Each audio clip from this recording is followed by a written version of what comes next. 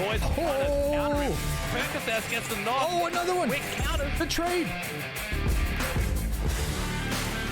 Sam with the drop shot from behind. Unsuccessful on that. J7 coming in for the support.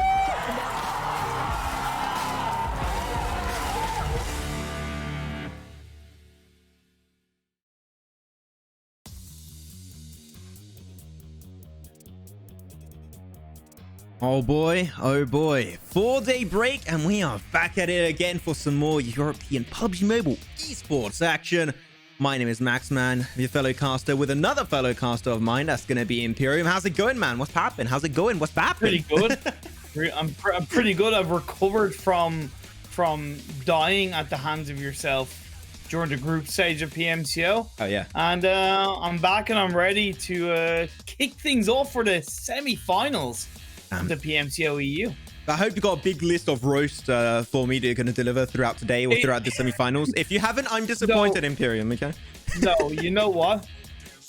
It's the element of surprise. I'm just going to wait for the perfect moment to strike. I don't have a list. I don't have, but, when you least expect it, bam! That's it. You'll be out of here. As you like to say, you're going to put a little shimmy on me at some point. We'll see how that's going.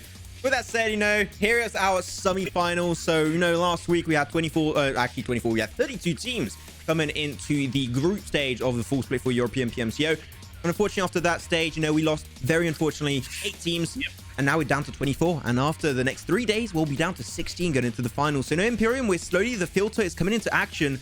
And we're having less and less team as time goes by.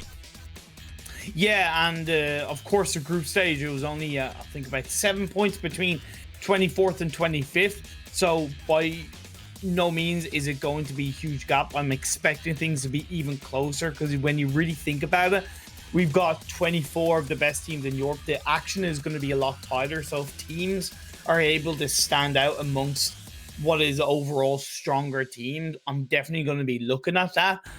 Some teams who did struggle and barely made it through, I want to see them kind of rise up in the standings and get into the bottom half. I'm looking at XTEAM. I'm looking at the real deal to see what they can do. I think we are expecting a lot of big surprises from a lot of these teams that maybe struggled in the group stage. Going into the semi-final, this is their redeeming factor. Maybe can pull off some more of the UDR killers. As you know, we took this as a really good example for the last season. UDR killers struggling at the start, and then boom, they qualified right away for the regional finals. Big boy surprise. We're like, what the hell just happened? And then it even made it on through to the PMWL stage for that stage. So great stuff on them overall. So real quick before we do go into the gameplay, see exactly what's going to be happening today, I say that we should maybe at first, everything in its right order, check out which groups are going to be participating. So of course, as you go from 32 to 24 teams, you got now 3 groups: Group A, Group B, and Group C today. And today specifically is going to be Group A going up against Group B. Yeah, and you're going to notice a specific couple of changes in team names. Just to address this right off the bat, you might be going, wait, who's Venom? Wait, who's Polar Ace? Atlantes Cycle, formerly Atlantes Cycle, are now known as Venom, which with a little bit of a questionable logo. We'll say nothing more. And then you have the Noisy Boys. Formerly the Noisy Boys were picked up by Polar Ace. So that's really exciting. A couple of different team name changes, but I'm expecting the same high octane and high standard action from both teams because they did perform extremely well in the group stage.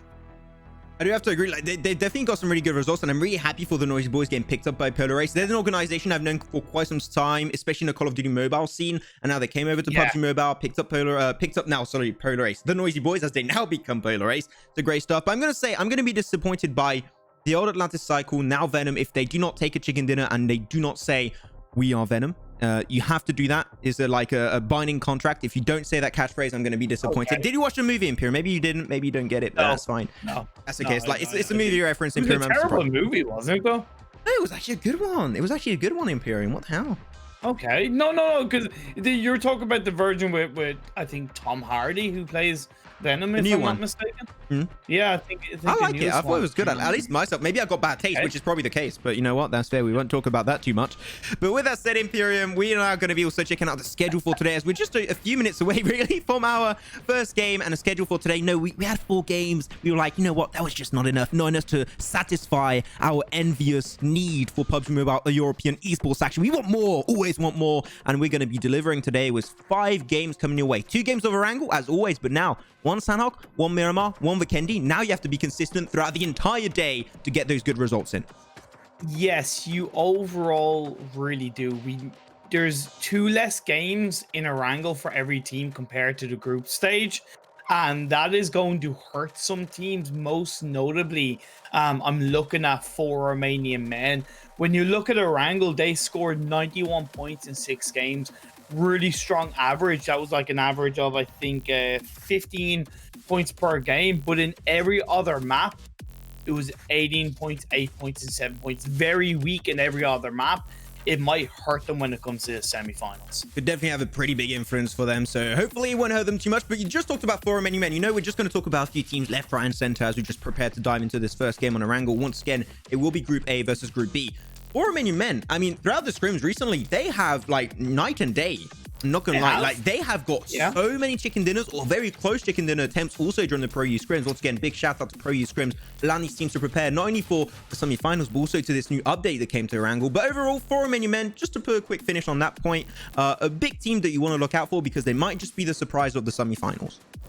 They might be indeed. And you know, talk about Romanian Men, let's talk about another Romanian team. Team Dope. They're in Group A. They finished off their group stages in a relatively solid spot overall. Nothing super standoutish, but definitely you know, 13th, middle of the pack. It would be enough to get them into the finals.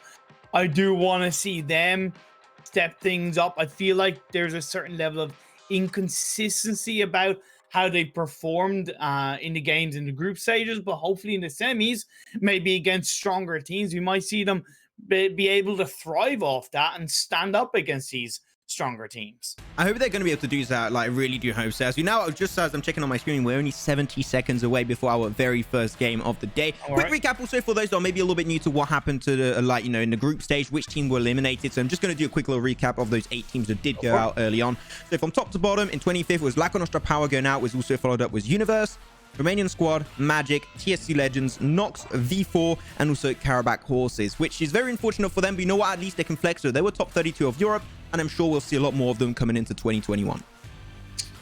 Indeed, indeed. As we get into this first game, GODSENT, Max, GODSENT, we have to feature them, right? We have to mention of how impressive they were across the board of the group stage. 200 points -1 in 12 days, so 199 points, but they got 3 chicken dinners, which is 1 less than the Noisy Boys, who finished in 3rd. Their average points per game were 16.5 across 12 games. That's an impressive showing, and of course they were the most aggressive team when it came to kills, getting 85 kills. That's an average of 7 kills per game.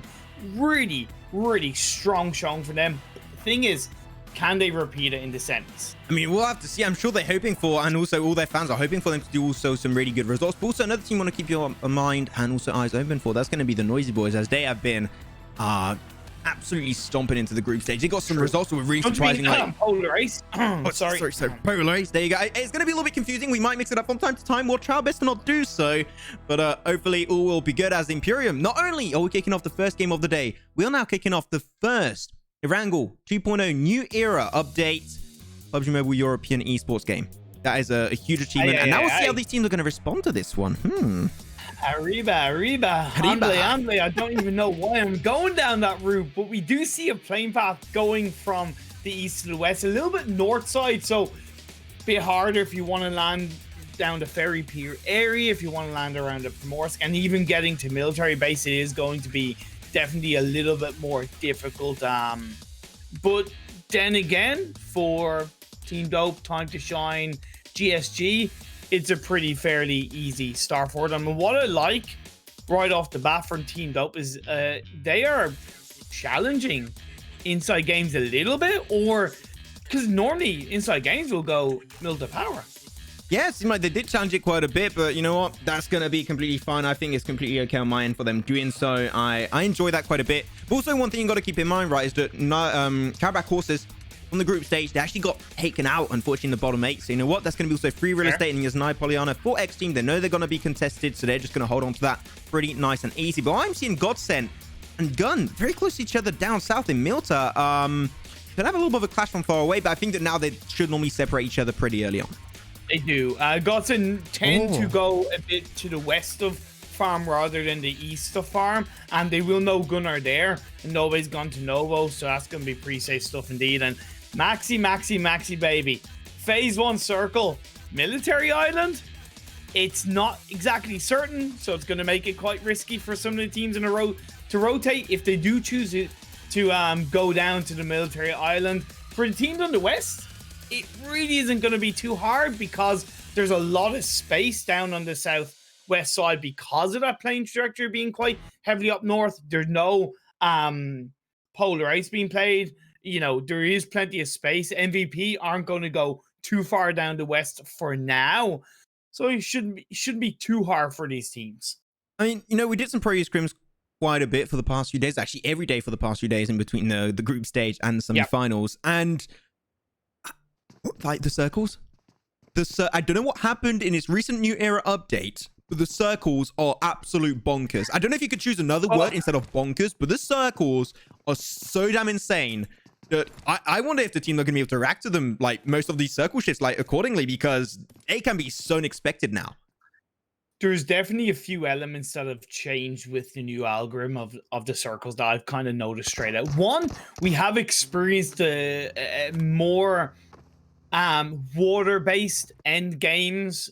I haven't seen it myself, but I've seen plenty of screenshots and I've seen it in other PMCOs as well. I know that's definitely not something that should be happening, but until it's patched, until it's a known fix, it's still something we have to take into account. But also, like you mentioned, the algorithm of the circle shifts being a lot harsher, predicting them is going to be much more difficult. That means as an IGL, you're going to be tested even more. And that's not necessarily a bad thing, but it can add stress. It can add a level of uncertainty that takes focus away from your positioning or spotting out another team. It's just going to add that level of effect and that level of excitement for us, at least. And level of difficulty for the teams. Yeah, and that's the thing, like for the past few days, we saw also for Romanian Men, like their IGLing being really good for those, you know, very uncertain and unusual circle rotations. So I think that definitely for Romanian Men, that's an extra reason why maybe they should be on your radar for that specific reason. As a Gun now moving away, GODSENT going to be having Navi very close by. We know that man, he can clutch it on through without too much of an issue. A little bit of a gunfight happening over here. Navi got to try and pick up some speed, but you know what? You're just going to stop and just put himself down, and there you go. GODSENT, they're just going to be having themselves a little bit split up. But Gun going for another rotation now. Navi with the AK going for the spray. Able to find quite a hefty amount of damage, but can he find herbs? Yes, he can. And that will be the first kill of the lobby, going over to GODSENT. I like what Gun were doing. They clearly were heading over to military base a little bit earlier than GODSENT. However, the second you start shooting, GODSENT aren't the kind of team to back off. They are going to look to react. And the other two members of Gun, what you should have done was you should have turned around and headed towards the boat, headed towards the coastline. Look how early they're rotating into Military Island. It's great that they're going early, but it also means that you have more room to change your rotation as a two-man team, as a 2-2 split, because you already have two players successfully into Military Island. Bit of a mistake, but at least they've got three players over successfully. No hubs, unfortunately. You seem like you're not going to be able to play on the new map for the first game. We'll also have to see you back in the lobby, my friends. But Gun, at least now, they got the tools in their pocket, in their arsenal, to try and, if they want, set up a little bit of a bridge camp. Even though bridge camping, I'm not going to lie, bridge camping from the Sanhok Island part is always extremely, extremely hard. You mainly want to try and defend it from the mainland up north. So that's maybe something the Gun can try and think of setting up. But with that man disadvantage, also, it might make things a little bit more tricky on the long run. I think it makes sense on the eastern side of the bridge simply because of the fact that Zree's going right past the real deal. See, they're opting to not go for the eastern bridge. They're going to look for a possible western bridge rotation or even the coastal line play. But my point is that I think it makes sense to bridge camp on the eastern side of the bridge because teams on that playing trajectory know that there's more space on the western side of the map or the southwestern side. So they're automatically going to slightly believe it's easier for them to head over to Military Island from that area. So it makes sense guns staying near the eastern side of the bridge. I do enjoy that quite a fair amount for them. I do like it. GODSENT, you know, I was always a little bit skeptical in the past of like them being so spread from each other and then getting back together pretty late. But you know what? They've been doing it in such a nice and clean fashion. If they see a team, they just wide rotate. They're not taking the risk of going for those engages. So I'm pretty happy with it. We saw the map for split second there. I think I saw like 3-4 teams next to Pachinki. I mean, I would love to see what's happening over there because Pachinki is like the point where a lot of teams like to take early game fights, at least for this European lobby. So I'd love to see exactly what's potentially happening over there. It's a spicy meatball. And it's the only thing I can really say. thing. Sirens rotating close to GSG. Sirens, they landed in Severny, which meant there was a much easier rotational route for them to head down the eastern side of the map because they can just go along the north of Stalbar, come down that way. And with them passing GSG, I've got to give them credit once again for how early they're rotating. And it's something I've seen them improve in scrims. And by improving it now in the PMCO, they're going to have more information. It's going to be easier to make these decisions. And they will, of course, hopefully get a more successful run of games. This is the fight I wanted to try and see as an interlocation between Inside Games and Gaijin, as that's going to be, unfortunately, Say dropping down pretty quickly. Lord, he's going damn aggressive on that push onto backfire. He's going to be behind that rock, trying his best to survive it. Say's going to get normally flushed away. Gaijin making the most out of it. And that's going to be Inside Games swept away instantly by Gaijin. And you know what? Gaijin showing off pretty strongly on this first game. Gaijin looking to get really a swinging start into the group stage. They ended in the semifinals. They ended up 21st in the group stage. And when you look at their pattern on the group stage, they did have a good start in the group stage when it came to their points per game. They had a good start, but then they fell off a bit. I want to see, I know it's 2 less games, but I do want to see that consistency improve for Gaijin and they keep things up. Same for Inside Games, like they started off with like a chicken dinner pretty early on in their adventure, and then they started like, fell off a little bit, not really hitting those consistent points that we're really looking for. So hopefully, aimed like ditto for both teams already at this point. So I hope to see some good stuff coming on through. ScrimFarm, they did rotate away from Everest up north. Red Reserve were in a pretty similar location. They know they rotate normally pretty close to each other, so they're both going to be very aware of their surroundings. Make sure they don't get too close of a moving vehicle. They can avoid that fight. And as I say, Red Reserve, they go pretty similar location. Hopefully, no big fights in the open. And I gotta give, Red Reserve, they knew it was going to be a bit difficult for them to rotate or to in any way get into a safe position in circle. The reason why is because, or at least close to military base, because so many teams based on that plane trajectory were going to automatically drop closer to them. MVP, ScrimFarm, of course we saw Inside Games in Rossock, mind you, they've been taken out. But my point is that it's always more difficult to navigate around more teams in the early part of the game. So by them at least getting closer and rotating successfully, it's hopefully will help them. As we're panning over to Time to Shine, I think that Time to Shine is a team we talked a lot about Imperium throughout this entire group stage, even during the scrims. Reason why? Because they're a team that we think has a lot of potential. A lot of potential. Like, they're the OG full pack team, and just seeing them like on a solo individual performers, they are insanely talented in the European region. But unfortunately, in the recent days, they haven't been really hitting those big points, especially in the scrims. They've been hitting a few 16th position in a row. So really, I'm hoping to see Time to Shine try and shine through. No pun intended right there. I mean, a little bit, but not too much. But I really want to try and see them hit those results, because I literally think they're one of the teams in Europe that I would count them in the top 3 teams with the most potential. Oh, that's a bold claim, and I'm gonna slightly agree with you. So when we look back at the group stage for Time to Shine, they scored solid results in Erangel, nothing to really super shout about, and they scored solid results in Vikendi. As this phase 2 has popped up and it does go towards Military Island, the question for you, Max, is, do you think Time to Shine will be able to get the results needed in Sanhok and Miramar? I think Sanhok, yes, because I think they've been doing pretty decently in Sanhok. Like how they take fights as a whole is good. They do try and contest XTEAM from time to time, which I think is good as long as they're respectful of XTEAM and their surroundings and they know how to push it accordingly. But Miramar might be the one where I might be thinking, I'm not too sure of their performances, how they can pull it off over there. But like we've got to take our focus now to the North Island finish here. We're going over there for sure. I mean, update 2.0 of Erangel, we might go up north. We just don't know what the hell's going to be happening. So we'll have to keep that in mind. But now all the teams who are up north trying to commit to the mainland, they're unfortunately going to have to go for a little bit of a harder rotation, make their way through the river, through the bridges. It might be a little bit tricky as Resq Esports taking some shots towards XTEAM in the middle of their rotation. Just try and push them back, and push them back to the point where Andy flips his vehicle. I'll give it a 5.5 out of 10. It was a nice solid roll, but didn't really land on wheels, so could have been a bit more impressive. I think you're very nice. You're very kind. Like you're very nice today. You know what? I'm giving them an extra point because the car is red, and red's my favorite color.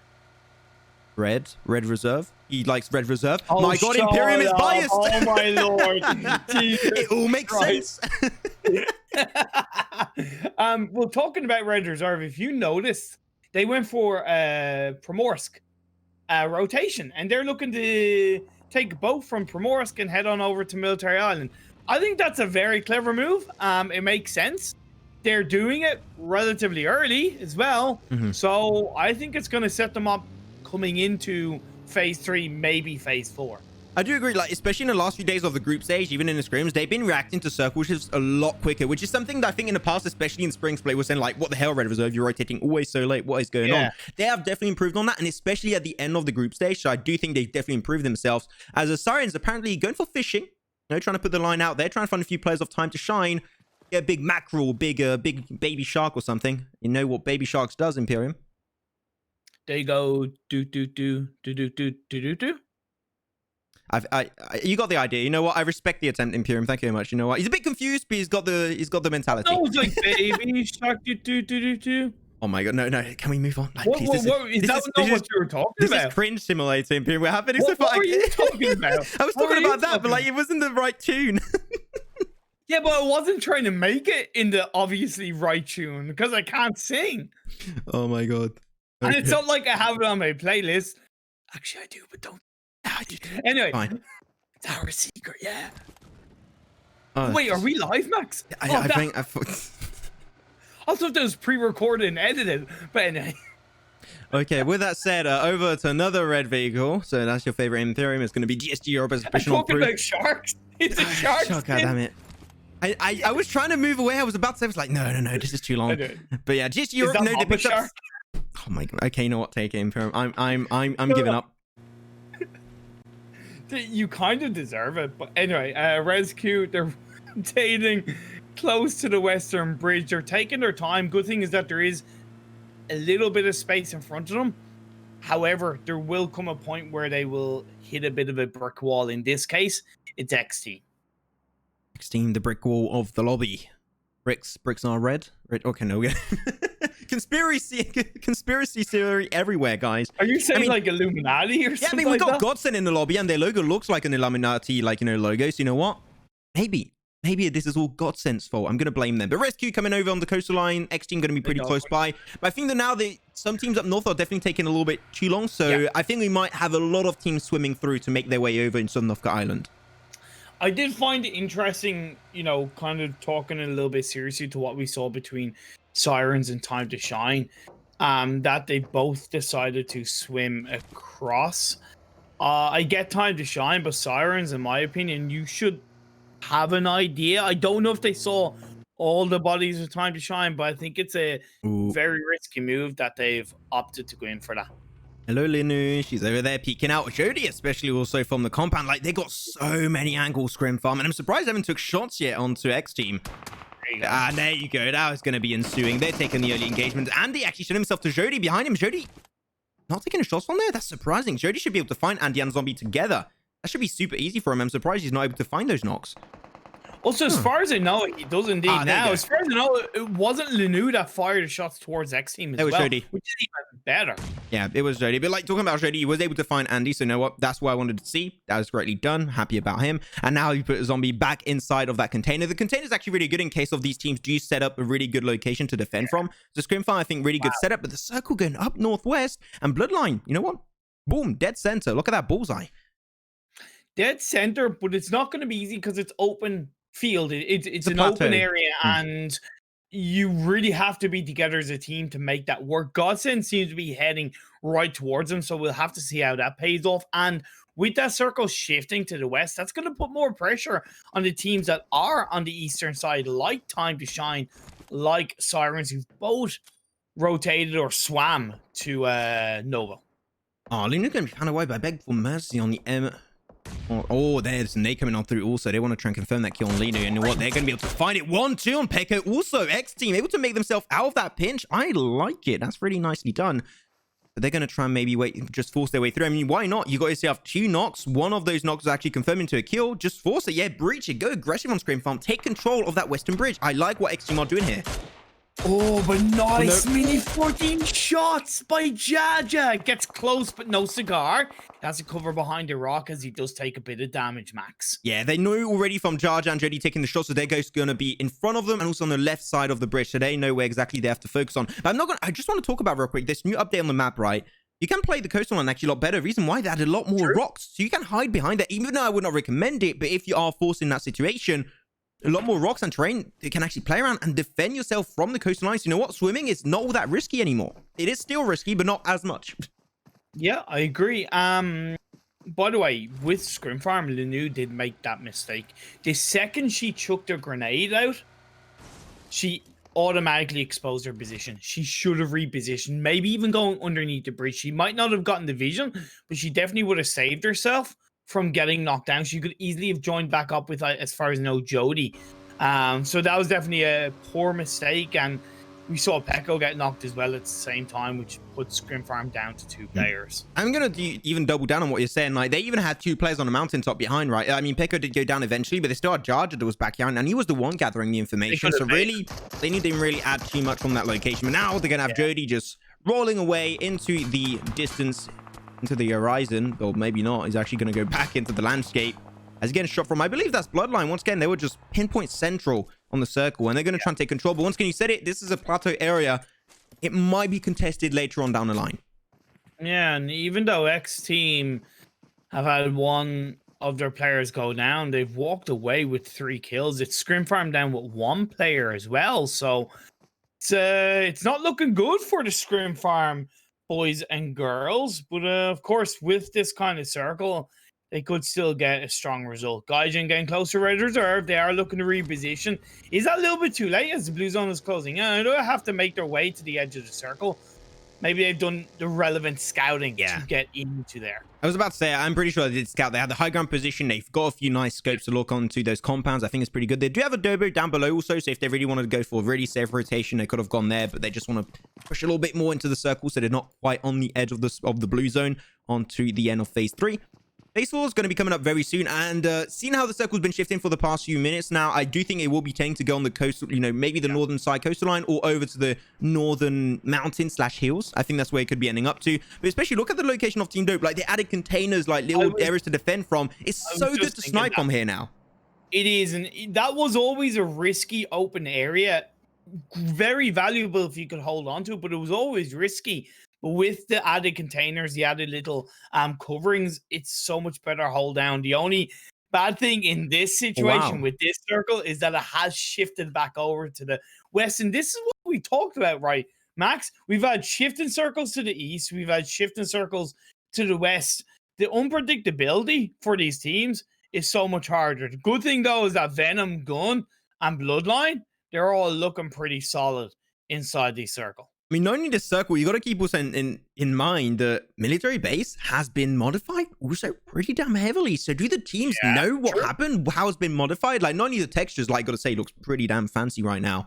But even just that, the terrain has been modified. A few of the buildings have been modified also. So definitely, if you have any research, it might be a little bit tricky. But here it is. What's also being tricky is Red Reserve under pressure. Adobo's going to be spotted out by Class as he jumps out extremely low. That was a damn risky move from Class. But you know what? It will pay off pretty heavily as now he's going to try to heal up and potentially get the res on his entire squad. But here it is. Break from a distance, trying to find Novas. But Novas will not go down.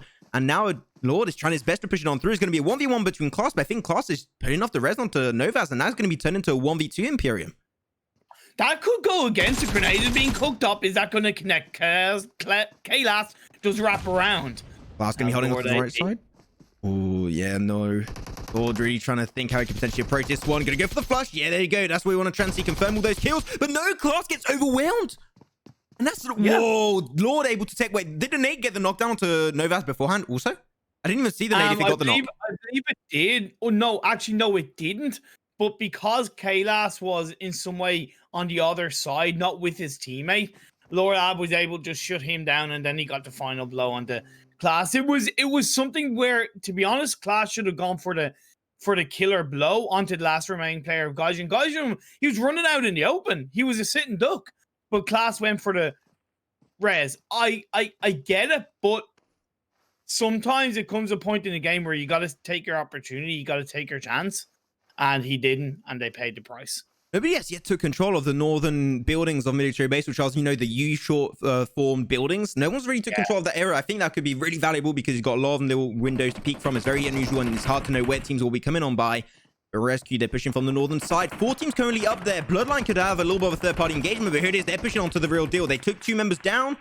Now down to 2. That's going to be Azzy and Spray. And they are, especially Spray, he is deadly in these kind of games under pressure. Let's see if they can try and perform. They're going to currently be into the blue of phase 5, which is always going to be tricky. But here it is. Another team coming up from the northern edge, making it a little bit harder for them. And as I mentioned also earlier, like Bloodline, peeking from above, making it really hard. But the Sirens, unfortunately, taken down because of the blue.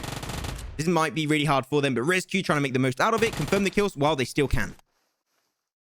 Kind of don't get why Sirens aren't attempting the third party, even Bloodline off in the distance. All the while, Resq are just really kind of taking control of this fight. They've killed 2 players of the real deal. Now these Spray and Azzy left standing. The circle has gone down and centered off quite nicely. Not a super hard shift.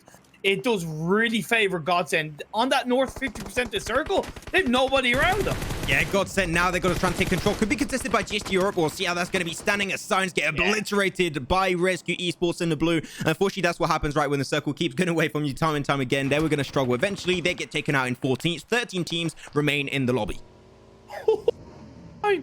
Looking on top of a hill inside the tricycle, so to speak, or the 3-wheeler. And that's definitely taking a massive risk.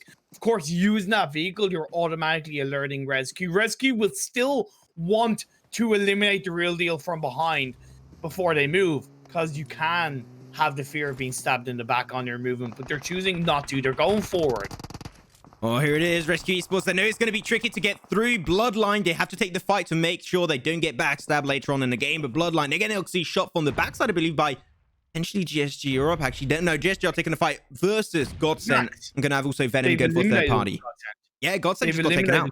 They were going to push it. I said, like, literally the only team that could push away GODSENT was going to be GSG Europe. They pushed it. Unfortunately, didn't see the final now screens, but I'm sure that was a really intense one. And GODSENT do get confirmed out of the lobby. As the real deal was 2-man team still, Azzy and Spray remaining, pushing their way up between Resq and Resq. They were not expecting to get sandwiched up in the open like this, but now this is them going to be losing every single advantage they had in this early stage, and now they're just getting obliterated from both sides, in front and from behind, as Real Deal going to lose Azzy. Spray still in play, trying his best to make it out alive, but Bloodline also suffering some pretty big casualties.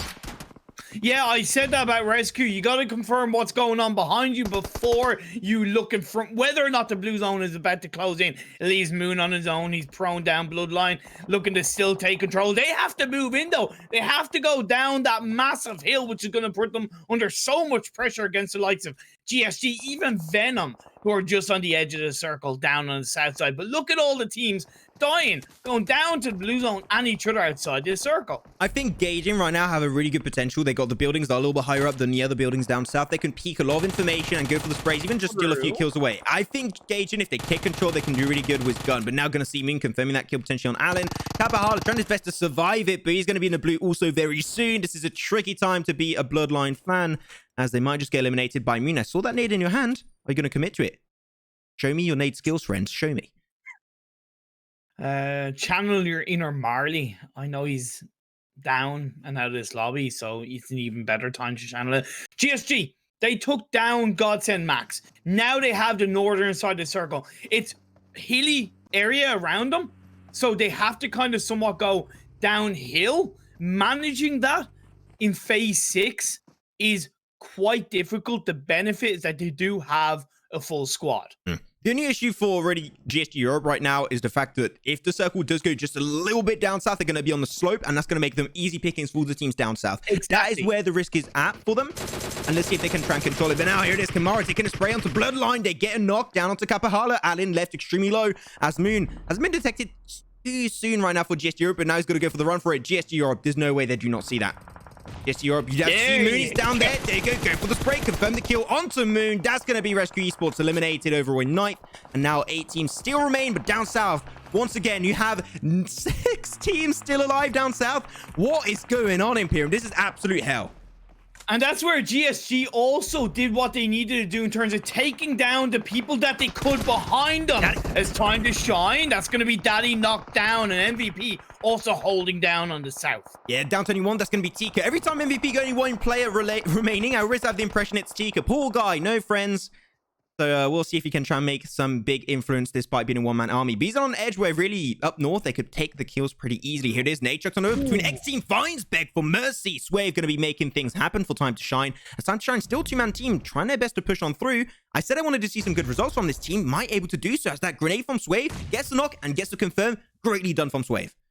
And he keeps Zombie inside a tiny little room underneath the stairwell. But GSG up from above gets a lovely clean knockdown on the Swave. The good thing is that we should see that revive come out from Naya, which will help keep Time to Shine alive. And because Tika is still trying to get those revives in amongst the smokes, they're not able to take advantage of Time to Shine's uncertainty. And you saw Rafik there with the war epaulets. When you got the war epaulets on, it means serious business. So GSG Europe, they are looking damn impressive on this first game. And you know what? They were the surprise of the group stage. It seemed like it was not up to luck. It was just pure and raw skill going their way. So GSG Europe now, let's see how they can try and fight with the circle. It is still going once again in their favor. Forcing all the 4 other teams up against them in lobby to fight up against each other. Zombie and Fushi of XTEAM, the last player of XTEAM, taken down because of the blue. And he's going to try and survive as long as possible. Maybe to just grab a few extra positioning points if teams die before him.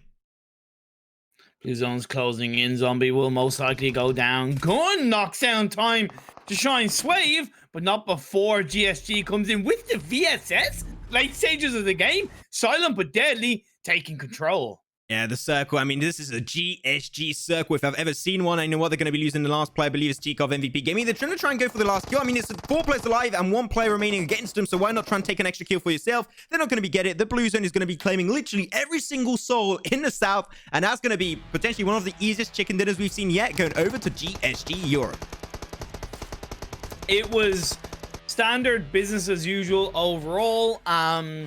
The fact that we didn't see the actual fight, but the fact that they took out GODSENT so cleanly, what I can imagine, because keeping up as 4 members and taking down a team like GODSENT, you have to be able to do that really cleanly. Indeed they did, and picking up 9 kills along the way, can't go wrong with that. MVP, you said it right. Tika seems to be the last player standing, and MVP as a team, they're not the most aggressive team. And I actually talked to them about this, and I said to Danny, I said, look, you know, one thing that you're kind of lacking is those kills. Your consistency is there, your ability to even get a chicken dinner is there, but your lack of kills is really weighing you down. And he said to me, yeah, we're working on that. And I've noticed it in scrims a bit, but I still feel they need to, you know, ramp up the aggression coming into these games, because they can't just rely on that one player. They can't just rely on that placement result. Just as a point, like to prove what we're saying, like a few days ago, like we had a Miramar game in the Pro U scrims, and Tika allowed his team to get another 2nd position, and they had only 1 kill after that game. So you know what? Tika is the man that can redeem it for MVP Gaming. Then Time to Shine. You know what? Still, I wanted to see some decent results. You know what? This is a good way to kick off their adventure into the semi-finals and potentially in the finals if they do qualify. 3 kills in 3rd position overall. That is still great to see. And they're going to be checking out the lower sides of the standings as a GODSENT. They picked up 2 kills along the way, but then once again, as you mentioned earlier, right, eliminated by GSG Europe. I mean, GSG trying to not go for the second spot. Wait, get out of it. Second position, get out of here. We want the tippity top of the mountain. We want to get rid of GODSENT competition. And, you know, to compare them to the group stage in terms of the very first game for GSG in the group stage, they only scored 1 point. Now, in that day, they ended up getting 2 chicken dinners, right? They got 84 points in 3 games. I'm not saying they're going to do the same today, but at least to start things off, to kick off their run, to continue that, you know, fear and that, you know, we're here to win, it's definitely really impressive from GSG. I'm really happy as how they've been able to pull off their performances as of yet. We've still got, you know, not 3 more games remaining. We've still got 4 more games remaining, Imperium. So let's see if they can hit that consistent average through and through today. I mean, definitely, I'm really impressed with this first game. And we said it right. We said it before the game even happened. Yep. Circles, hella weird. You better get ready. And you know what? The GSG Europe, they were definitely ready for that circle, ready to go for the pushes when they needed to do so the most. And that is going to be rewarding them with one juicy roasty chicken dinner. 3 teams I'm impressed with in this first game. Notably, Gaijin and Gun. We didn't see too much of Gun because they were in the closer teams down on the south side that just, you know, weren't being kind of panned over too much. But Gun got 13 points with 6 kills. And then Gaijin taking that risk of Lord Ab pushing on to Red Reserve. Maybe he shouldn't have been there. He should have been with the team initially, but still securing 8 kills and 13 points in total.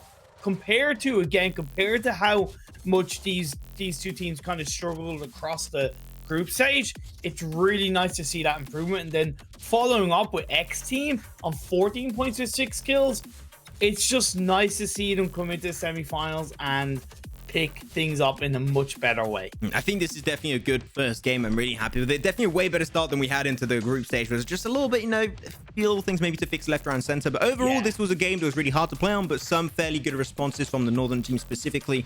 So I'm definitely really happy. But you know what? I got the standings updated, even though it only has the teams of Group A and Group B together after this first game. But it's still good to see a little bit of what we might be expecting for the long run. So here we go. GSG Europe, of course, in #1 position, picking up 9 kills along the way. You know, some teams have got a lot of kills that game, like XTEAM, Gaijin, Gamers Unite Nation. That's what I was saying. You said right, they are pretty high in the standings. And once again, those kill points are extremely important. You do not want to overlook them. And XTEAM, Gaijin, and Gun, like they're 3 teams, they understand the rules of the game, and they are showing up dominantly on this first one.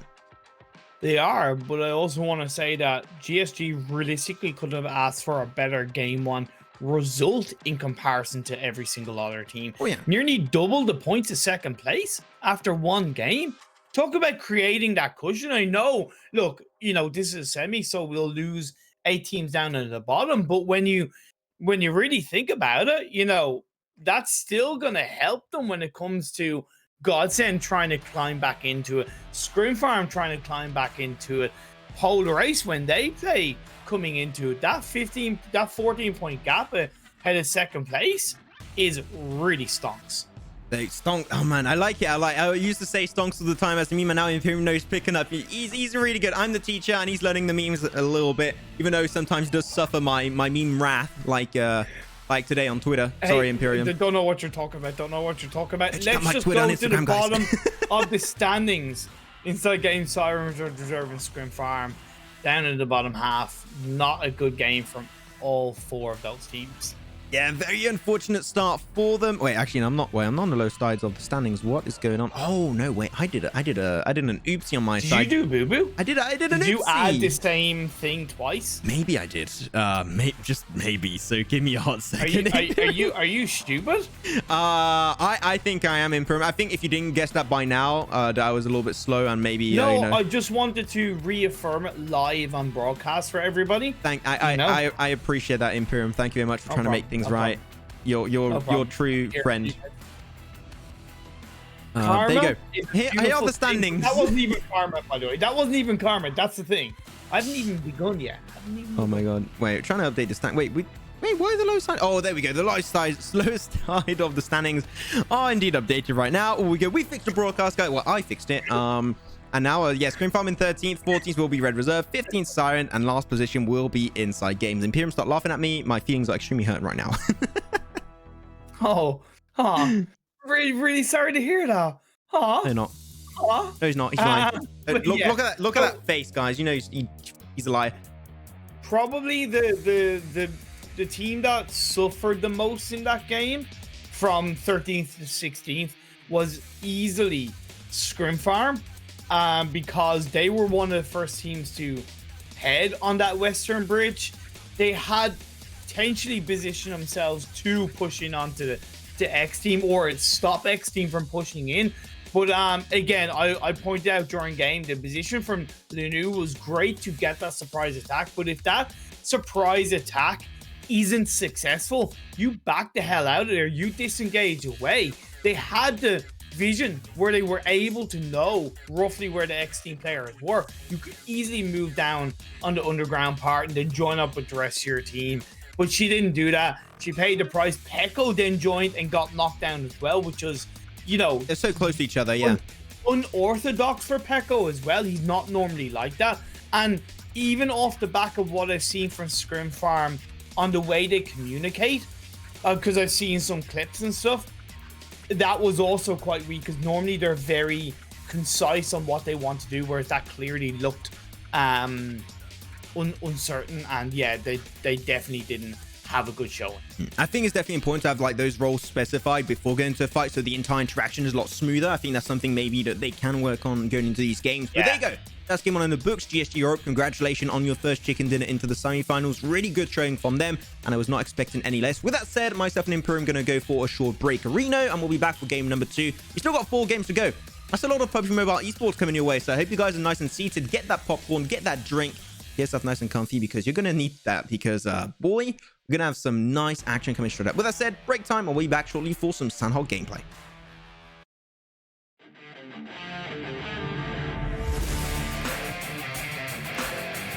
Ground. Roy's countering.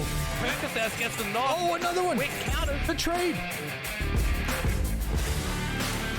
Sam with the drop shot from behind. Unsuccessful on that. J7 coming in for the support.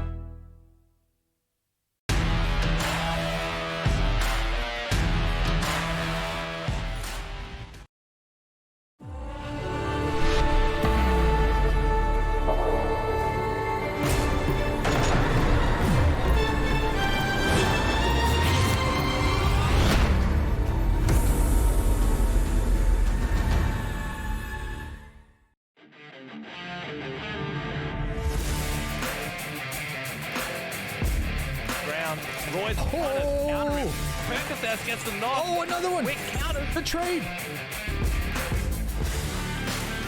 Sam with the drop shot from behind. Unsuccessful on that. Jason coming in for the support.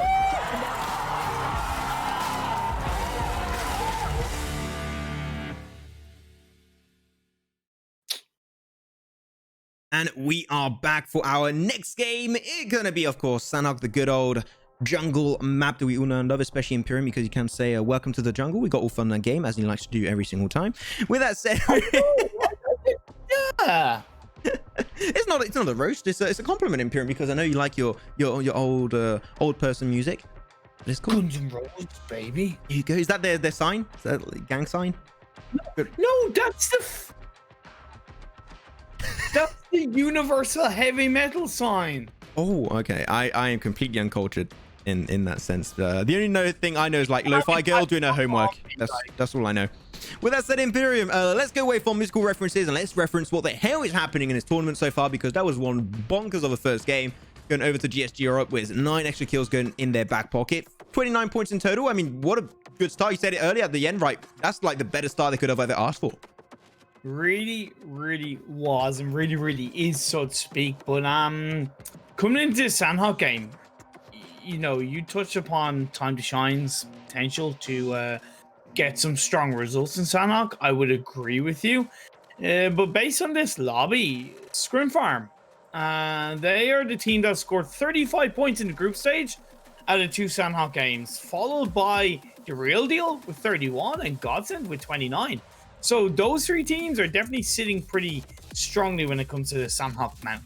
You know what? Okay, I'll keep you on that one. We'll see how that's going to be going. I did say that they got to avoid taking a 5 versus X team next to Painan, and they do not contest it. They tried to contest it in the past. I'm hoping it's not going to happen right now. I was going to say one team you really want to be careful about on this map, because they did really good in the scrims, was going to be Romanian Men, but they're in Group C. They're not playing today. They'll show us what they can do tomorrow on that map, so it's completely a-okay. But anyways, the drops are coming on through, and also got to keep in fact, right, the fact that Karabakh forces are not here could make things a lot easier for Polar Racers. They're gone, even though they're also in Group C, but that's something that we can try and set up for the future. But Inside Games and Gun up north in Cal, that has never happened yet. Gun is normal. They normally drop Not between Inside counts. Inside Games, no. To touch upon what you mentioned with regards to Karabakh horses not being in semi-finals, and even Polar Race not in this lobby, it does create more space for the likes of Gun and, of course, Inside Games in this case to rotate down on this phase 1.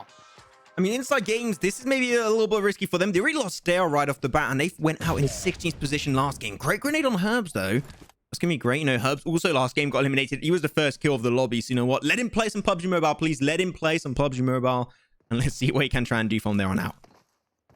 And, you know, to kind of touch upon that, that is an element of competitive PUBG Mobile. If you're playing on a team, and even though it might not always be your fault because anything can happen, but if you are the first to die on your team regularly, it can really mess up your mentality. It can take away a lot of your confidence because they're like, I'm dying first all the time. It can also frustrate the rest of your team because they're like, wait, this guy's dying first all the time. And even, as I said, even though it might not always be your fault, it can definitely get to you. But Inside Games now disengaging away closer to the water side, which I like because there is a wall stopping them from being spotted super heavily by Gun. But will Gun be ready for this? We'll see. I mean, coming back to what you said about Herbs, I know that feeling of going out early. You know, I understand that. I think you understand it too, Imperium. I think we both do. Get into our normal games and we just keep on dying to bots. I didn't want you to Expose us. talk about I'm sorry. that. Thanks, mate. It's just how it is. That's why we're not in a tournament, right? Like, you know, people say casters, they're just washed up players, and you know what? I'd have to heavily agree to that. So that is straight up facts. Maxman approved and Imperium approved. Maybe. Do you approve? Yeah, I do. But here's the thing: I'm a washed up player. I'm just washed up in general. Self roast. Yeah. GSG looking to be the small bridge trolls in between the trifecta area, looking towards XTEAM. XTEAM normally stay up on the hillside where Time to Shine will rotate, but I think they're aware of this. So they're sticking to the trifecta line for now. However, Resq coming in behind might hurt GSG a bit. I'm going to talk about XTEAM actually. They don't usually drop around here. They drop like up northeast of Painan, where normally they do like to play and fight up against Time to Shine. But Time to Shine, maybe they're just respecting this team now. They're like, you know what? We're not going to go for it. We know that the trifecta era, as you mentioned it, is free to take. So I do like that. But here it is, Coyote versus Kamara. That's going to be a mini 1v1 with the Uzi. That's going to be also Coyote switching over to the M4. Maybe want to try and reload to get more bullets to make sure he can confirm that kill. Here it is going to be rushing over to Kamara. Puts him low. One more bullet will be enough. And he's going to get shot from the backside. Oh, no. That's going to be Blood getting involved. You don't interrupt a 1v1. That's a 1v1 ruder, Pyrium. Blood, what are you doing? Yeah, but it's very important what he's doing. It's allowing XTEAM beg for mercy to come in, and third party getting another knockdown onto GSG. And Lido hanging around behind the trees, protected from Resq, but he's not protected from XTEAM. Oh, finds it from underneath. That was a clean shot. So Resq still 4-man team. They are looking good. Third party in on this one. Versus XTEAM and GSG Europe, and GSG Europe from heaven down to hell apparently. Take a Chicken Dinner was 9 kills, and apparently might just go out in 16th position with 0 kills to show for it. I mean, they still got Law in play, and Law has been maybe one of the most impressive players of GSG Europe as of recently. So could still try and have an influence. And it is Sanhok, you know, you can snake your way through without too much of an issue as long as you aren't sneaky about it. And GSG, their first, if I'm not mistaken, am I right in saying that their first Chicken Dinner was in Sanhok on the group stage? Wait. There's some big shots happening. Let's try and focus real quick on Sirens and Bloodline. But yeah, can you reset that because your voice cut a little bit? I don't know if it was just for me or the stream too. Can we say your point? No worries.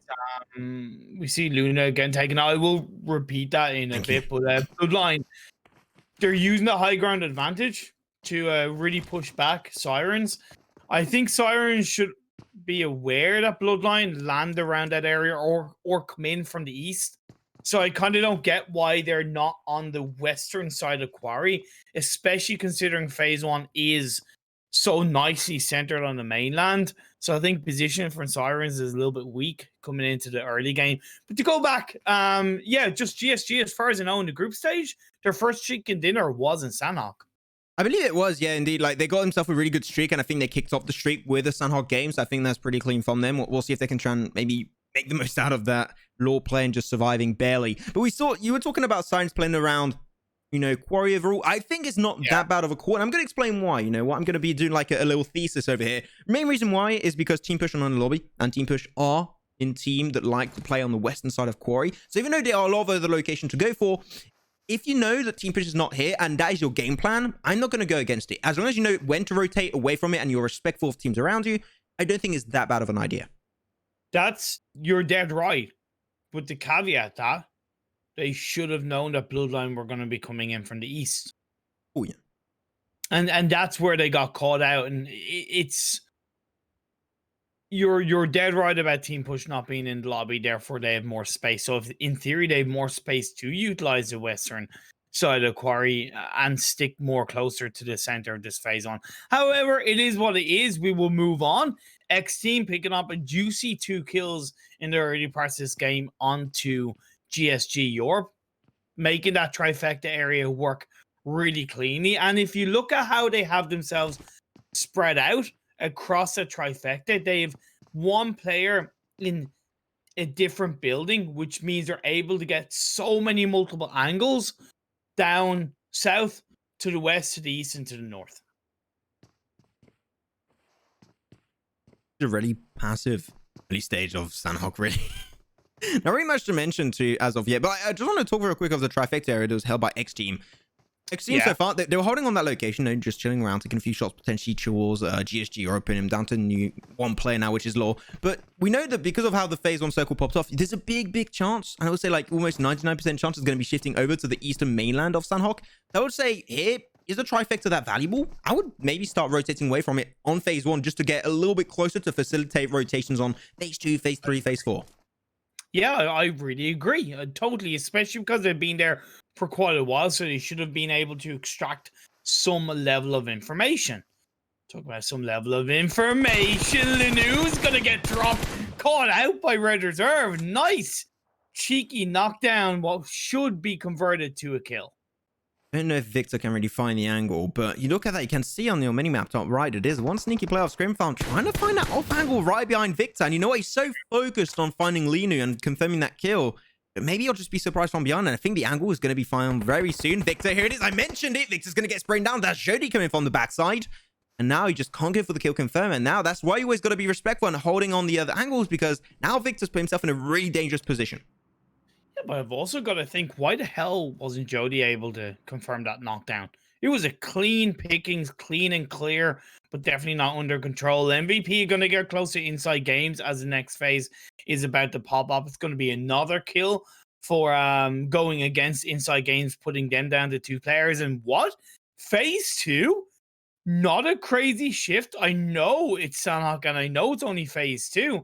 But I was expecting something a bit harsher in either north or south direction. But this puts pretty much every team in the circle once again. Like the circle god is very kind for this time around. So you know what? We shall be respectful and pay our respects to the circle god. What we should find a little dance to do for the circle, like the circle dance or something. You know, like you got the rain dance, you know, and like and you could have like the circle dance. I don't know what would be the a big fat dab, boom, like the circle goes in your favor. No, you disagree? Hey, okay, I'll disagree too. Was my point. You know, you sound like such a boomer right now. I know. You're like, oh, maybe if I use the word dab, I'll send. I'll connect with the kids in the chat. Hell yeah. Yeah. They'll understand How me. are you doing, fellow kids? You know. I understand what it feels like to be like Imperium for just a second there. There you go. Wow. Okay, fair. Venom disengaging away from Painan. What I absolutely love about what they just did, as they had lost Keva, Edig being on that backline to provide that level of support as their players are coming up the hill was very valuable. Oh no, Lord. The door's closed. So you know what? Moon's gonna have a little bit of a surprise. Oh no, can't even find Moon there. Very unfortunate, but there you go. That's going to be Resq picking up 1 kill. I guess that they seem really prepared for that fight, so I think they maybe heard Law for a second there, and there you go. That's going to be GS Europe on top 1 position, down to 16. Feels bad, man, but he was a bit of a sitting duck, or in this case, he was a prone duck. And yeah, it was a nice response by Resq. Definitely surprised it wasn't a knockdown onto Moon, as you pointed out. Thing is, though, this is kind of giving a bit of information to Team Dope. I know Tick is further away from the rest of his team, but this might really give Dope a bit of an idea. They seem to be looking in the direction of Tick, but maybe they were just looking for the sake of looking. It's down south. It's up the north side of boot camp, so it is relatively centered to the circle. They're going to be pushing on down. Tick, really? I don't think from how he's sitting in that building, he's getting information. I think he has no idea. He's just going to hear the footsteps, and Tick might just be losing that one valuable player. It still has a 4-man team. Tick is just there as, like, I would say, an anchor point for the rest of his team to rotate in the future, which I'm not completely against, but even sure maybe try to run away. Able to actually find barely but hard before he gets himself behind that wall. And Team Dope, as they do have still 2 players inside the building, this might be a little bit risky, but Tick is going to be finding nice 1v2. Confirms 2 kills right there. Go for the second kill confirmed, as you still have time. Hit your bullets. There you go. Puts Harp extremely low. He should be bleeding out very soon. Team Dope going to send the cavalry in. Tick back into now another 1v2. He won the first 1v2. Can he win another one? And with the M4, he hasn't reloaded. He's only got 4 bullets. No, that's the end for him. Bazzi coming in hot with the Thompson. And he's going to be eliminating Tick. And he's taking vengeance. He's going to be just order mode on him. And that's going to be the end of Tick of Resq. It's like this, like, I will exact revenge on the 2 teammates that you took out. And indeed he does. It was a Tommy gun kill as well, Max. Yeah. It's a updated gun from the new, or a changed gun from the update. Faster fire rate. You put an extended mag. It's like an Uzi on steroids. In some way, you have those extra bullets in the clip, and that close range weapon for Tommy gun is definitely viable. Plus, you can now put a red dot or a hollow, so it's even more valuable coming into, let's say, a mid range or even a long range fight. I have a really good definition actually of the new Thompson. Take a Uzi, take an MT49, spend a night in a hotel, and you know what? Here it is. It pops out. That's the new Thompson. If M249 and Uzi had a kid, it will be the Thompson of update Erangel 2.0. Fair enough. Okay. Okay. Do you disagree? side, That's the Red law. Reserve now looking for the real deal. GODSENT are third partying on the Clown, so I think this is why Red Reserve don't want to go too close to that fight. Just maybe shoot a couple of shots into distance, create a bit of space. And having Novas in the front line, that's really nice stuff coming out from Red Reserve. Yeah, just like Novas is not going to commit too heavily onto the real deal. Got to be a little bit careful, especially because you got GODSENT on the high ground in front of him. So if he does peek too far, he could get instantly punished. Frost from a distance, able to find actually Azzy off the real deal. But yeah, they lost class 30 on, but as you like to say, right, even if an IGL is dead, that's when he can do an even better job, as you can still see exactly what the entire team is doing. Yeah, and they're playing around that Western Quarry area that I recommend for that I kind of recommended for Sirens to locate around. They are outside the circle based on this shift. As far as I know, it's down to southern area, so it's going to be a little bit harder. But as the blue zone closes in on this phase 3, we always know that Sanhok is going to bring these teams so much closer together. Yeah, so much closer, and unfortunately sometimes that will be bringing us into some unwanted third-party action that I think a lot of these teams are not really too happy to have, unless you're the third-party offender, which in that case, sure, easy kills, easy points for you. But a gun thinking of potentially going downhill, but I think that here, because you know the Gaijin's got a lot of information, you don't want to go downhill. You could make it behind that building and make it inside the building itself, but crossing over the road might be just a little bit too much. As Sirens in the distance, maybe thinking of moving away from the quarry area. For Gun, they've had a great start to this game. They had a really strong showing in game 1. Disengaging away, of course, being able to get a kill onto the side of Inside Games did help, but even disengaging away relatively early to avoid the likes of MVP, knowing they had more space down south because of the lack of carback horses and Polar Ace, it's just given them so much more freedom and confidence. As we have now a lot of teams, MVP Gaming, Team Doe playing on a high ground position. GODSENT could have also a little bit of an angle if they really want to try and get intertwined with this engagement between these two squads. So hopefully that will not be happening. But phase 3 is about to close up very soon. We didn't actually see the mini map of phase 3, I do believe, in Imperium. We didn't really see where it took us to. Intrigued to see where we'll be going on to our 4th phase and see exactly where these teams are going to be able to put their focus on, because circle shifts can be extremely important on this one. And especially if you're on the edge, that is where some third parties do tend to happen from time to time. As a time to shine. Time to shine. That's very close. I did not do that on purpose. They're going to be just holding on a pretty good compound, but the circle's going to be shifting away from them, and that's going to be GODSENT in a good position. But you know what? I'm going to tell you, Imperium, GSG Europe, they're not here to take that position away this time. No, they're not. That's very true indeed. It's going to be good for Team Dope. I know they only have 2 players left, but where they are, Resq coming in from Bootcamp, XTEAM coming in from down the south of Bootcamp, they really have the potential of taking out a good few players from those teams. We'll have to see it works out. There's a GODSENT going on to Bloodline, and then Sirens feeling the heat of both Gun and Gaijin. Yeah, the heat of the moment is going to be wrathful. As a ScrimFarm just trying to move away from that location. They lost 1 player earlier. They don't really want to take a fight if they know they do not potentially have that man advantage. XTEAM, they did rotate, a little bit earlier away from the cross area of the river, so I was pretty happy with them doing so. But now actually we're gonna have Spray. I don't know how that happened, but he's gonna be actually cornered away by the real deal, the Red Reserve team. They're coming on through the Spray. Frost might be going down extremely low. Spray trying to make the most of it. Going over to the QBU. What is that weapon you're using, my friend? I mean, QBU right there, definitely not what you want to try and clutch it, and that's gonna be Red Reserve. 1 easy extra kill going their way. And now Venom, they took a couple of shots hoping to take advantage of that. Red Reserve will now be aware, using a first aid, making sure they are ready to move into the circle. Having to go across the road, up the hill, into the circle from the quarry area is not going to be too easy for them. Venom have eliminated any chance to surprise Red Reserve off the back of them shooting those couple of shots. And GODSENT could definitely have some free and easy kills on the Red Reserve. We'll have to wait and see how that works out. Whoa, that's a wild grenade by Mimula. Didn't connect, but I respect it. Hey, you miss every nade you don't take, Imperium. That's a little bit of a twist on that sentence. But yeah, Gaijin now they have to push up. We thought it was going to be Gun potentially having to go downhill, but now because of this hard circle shift, Gaijin are the one under pressure. But you know what? It pays off pretty good. They're going to get Herbs down, even able to find himself outro, and Wolf just can't go for the rest right now. They need to take care of this team as Jay with that wild grenade. Going to confirm Jay, confirming a second kill for them. Gaijin What an aggressive push. And you know what? It's surprisingly enough paying off. They even find Wolves. That's 4 kills for them. Gaijin from down below, able to overtake Gun. That's one hell of a surprising push. And Mamula now left alone.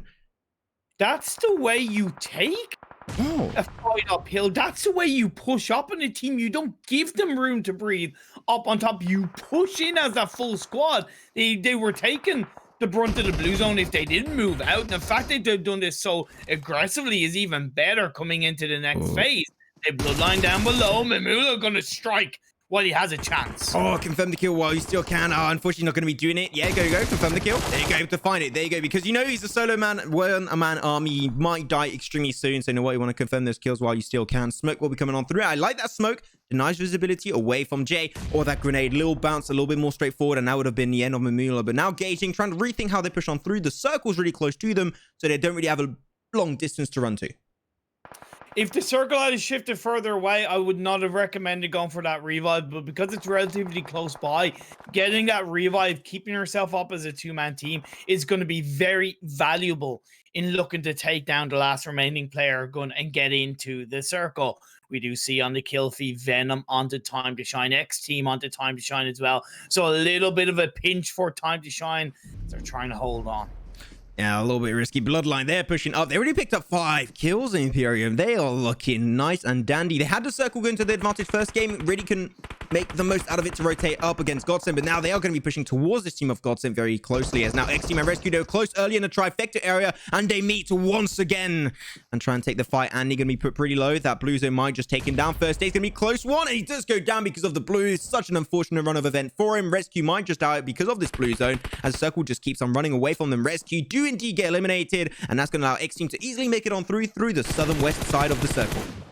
Oh, Team Dope not connecting those shots on the XTEAM. They're taking that blue zone damage. That could really hurt XTEAM. With the circle shifting up north, though, they could divert their direction. And instead of going down south, beg for mercy, turn around and head up north and take down the last remaining players of Team Dope. But maybe it's too little too late. We'll have to wait and find out as MVP. 4-man spread across the northern side of the circle. This is not going to be easy for Team Dope. Yeah, I mean, even looking at GODSENT, they were praying, just crossing their fingers, please have the circle gun the compound like that. It's going to be such an easy game. There's not even just Europe to stop us this time. But no, GODSENT, no. You will not receive it. You have to push out. And you know what, XTEAM, they're on your left. Venom is right behind you as a 2-man squad. So definitely, GODSENT, if they want to push for it, they're going to have to game plan in action. Otherwise, they might just go out because of those teams that they are just not expecting to be in the back end. But that's going to be A-Dig and GODSENT of the Atlantes Cycle. Now that's going to be Venom taking the fight. Beg for Mercy trying their best to hold the angle to allow his team of Nightmare and Zombie to find a better spot. And Beg for Mercy delivers as he finds Edict now 1v1 versus GODSENT. And now the blue zone's coming up very soon. He has to push out. And you know what? Beg for Mercy, he knows. And he's just not interested. He wants to beg back to the rest of his team. Beg for Mercy doing so much work for his team right there. Oh, he was indeed, but not before he got dropped to his knees by GODSENT. A little bit of a third party in play. The last remaining player gun will also go down to the hands of GODSENT now as GODSENT look to move their way into the circle from the southern side. The compound they held on to for quite some time. Will they be able to capitalize off that knockdown from XTEAM and close out the killer blow and get that squad wipe? We'll have to wait and find out. But phase 7 is shift towards XTEAM. They got the hope, they got the prayers, and they got the circle. I'm not gonna lie, I loved how GODSENT rotated away from that compound. It was so clean. They used it to destroy the other teams rotating around them, and then when the teams were dead, or most of them at least got eliminated and they lost a lot of players, that's when they pushed outside. I think there was a clean and good timing for GODSENT. I absolutely love to bits. As MVP Gaming trying to snatch away the position to XTEAM, but XTEAM sending Beg for Mercy forward. He's the man that does everything in Beg for Mercy. He defends, he aggresses, he goes for the push in a circle. He's everything to do, man. And that's where GODSENT kind of know this now. They can't really push in, but MVP from behind might be able to take down XTEAM. They're doing their best to hold on. Beg for Mercy gets dropped down by Neymat. MVP now starting to light a fire. They got rocks. They got the high ground terrain. MVP, what don't they have to take this game potentially? I mean, they got all the tools in their arsenal to do so. Gaijin still looking in shadows with 2 extra players. They're going to be able to find potentially 1 player of MVP. At least extremely low. That's going to be Danny, but player of GODSENT is going to be dropped once again. Marley, Reeves should go out, leaving Navi still remaining up there. Where's his trusty ally? This is Rolkis. But Reese, we saw what he can do also. Navi what he can do as a solo man. But here it is. No matter 1-2 going down. Gaijin absolutely disrupting GODSENT. And they're going to be eliminated. And there you go. 3rd position. And it's going to be tricky for them. MVP Gaming, they're taking a 5 versus XTEAM. XTEAM up to 10 kills. 5 for MVP Gaming. But Neymad in a clutch situation. The circle's moving away from him. Really, XTEAM, if they just wait, Neymad's going to be pushed away. And this should be a win for XTEAM. Beg for Mercy still yet to get healed up. I think he's just trying to be the sight line. He throws a Molotov behind the side of the rock. Tries to push back Neymad. Neymad goes for the pre-fire shots. I like that. The time is ticking, and you said it rightly. All XTEAM have to do is just wait. Yeah, but MVP, they got to play on the right side of the minimap. You can see it right there. And I think that is definitely gathering a lot of information. Even though he's looking up north, which is really weird to me, but he's fine. He's going to be looking into the circle, trying to spot exactly where Beg for Mercy is. Trying to go for the surprise spray, trying to peek from above the rock. Unfortunately, going to be really tricky. And now the Bruiser's going to be on him. He's trying to peek from the right side. But no, you got no more time, my friend. And I don't think he's got any more smokes. Going to try to heal it, pushing on forward, trying to see Beg for Mercy or Zombie. But no, actually able to put himself in a snake position. And this is very unsure who's going to be taking this one. He's got 40 bullets. That is way more than enough to be able to find the information and clutch it up. As Danny, he's not scared. He knows he's going to die anyway. So why not push on forward, trying to get the information on Beg for Mercy. But Beg for Mercy gets up, eliminates MVP Gaming. And that's going to be XTEAM picking up the 2nd chicken of the day. Greatly executed. 6 kills for Beg for Mercy. I mean, what a game for him. It's funny because, yeah, he put an Instagram story out today of like questions before the PMCO semi-finals, and I said I didn't see if he put a response to me, but my question to him was, you guys struggled to make it through to the semis. What have you done to prepare for the semis? Like, what have you improved? It's clear to see they've obviously done something. Game 1 they got 3rd place with 6 kills. Game 2 they've gotten 1st place with 9, 10, 12 kills. That is much improved compared to the group stage. XTEAM on fire. I gotta compare like Beg for Mercy to Law of GSG Europe. Like he is the Law for XTEAM, just like Law is the Law to GSG Europe, which I think is really surprising. I think XTEAM has definitely got a great player, which is Beg for Mercy, and the rest of his team like really good firepower, like Zombie, Andy, Nightmare, they become staples really of this European community in terms of esports, right? Because they've been so good consistently throughout the games. But they do take these wins. I think that definitely when they do take a win, they take it dominantly. They don't go halfway. And Beg for Mercy and the entire squad have been definitely improving quite a fair bit. But MVP Gaming, you know what? 2nd position with 5 kills going their way. Also pretty decent result, as that's going to be actually 2 games in a row where they take 2nd position, actually. It's the top 3 teams are all teams that performed very strongly in game 1. Gaijin also finished 4th in game 1, getting 13 points in total with 8 kills. As you mentioned, MVP Gaming getting 2nd with 1 kill in game 1, and like I said, XTEAM getting 3rd in game 1. So it was a great couple of games for them. GODSENT bouncing back much better. However, I can't help but feel, upon reflection, even though I pointed out it was always going to be tricky for them going downhill towards XTEAM, they missed that opportunity because they were still a full squad at that point. Teams were always going to get closer to them, whereas if they had a focus and full center onto XTEAM, I guarantee you that they would have been able to clap back harder and eliminated XTEAM, but they didn't. They were too passive, and then Gaijin came in from behind and swiped out GODSENT, and then MVP took down Gaijin. So it was really to XTEAM's benefit. GODSENT's really lack of decisiveness, which is rare for GODSENT. We've seen them in scrims. They've been way more aggressive. I was kind of expecting it, even though I understood the uncertainty. It's GODSENT. They need to take those moments. I think that definitely if they would have just full sent it, maybe not only on XTEAM, but you've had Gaijin up north, you also had another team that was up there. If they would have just at least put their focus on one team specifically, it would have been a lot easier for them. But you know, at the end, they tried to put their eggs in different baskets. Unfortunately, at the end, you want to put all your eggs in one basket to make one big fat omelet, and that would have been a really tasty win at the end. But unfortunately, didn't quite go their way. But still, you know, at the end of the day, GODSENT getting some results starting to at least maybe allow them to qualify into the finals. So you know what, I'm still not going to be saying that that's not too bad. That's actually pretty decent. But overall, we're going to be checking out the global standings as I update them on my side. But we were talking before the broadcast, right? Also a fact that expecting these really hard circle shifts, but from time to time you have some nice easy circle shifts that are not too hard to really play with, and it was pretty good on the teams. You know what, it was pretty nice. It was one of the most passive dirty Sanhoks we've seen in a while. Like, you touched upon it during the game, it was quiet. You know, it was like I had nothing to say at one point. I was just like, well, this is passive. There you go. I do have the standings updated. So let's go check it out. So currently XTEAM in #1 position. That chicken then is going to be propulsing them super high up. It's 46 points in 2 games is a really good average. Your average is over 20 points per game. That's double what you would require to be able to be consistent. It's also off the back of the fact that GSG had a beautiful 14-point lead after game 1, and they threw it all away on game 2, only getting 1 point and dropping down to 4. Again, I know it's not a massive thing because pretty much guaranteed GSG, unless they have really a mare of a semi-finals, they should make it through.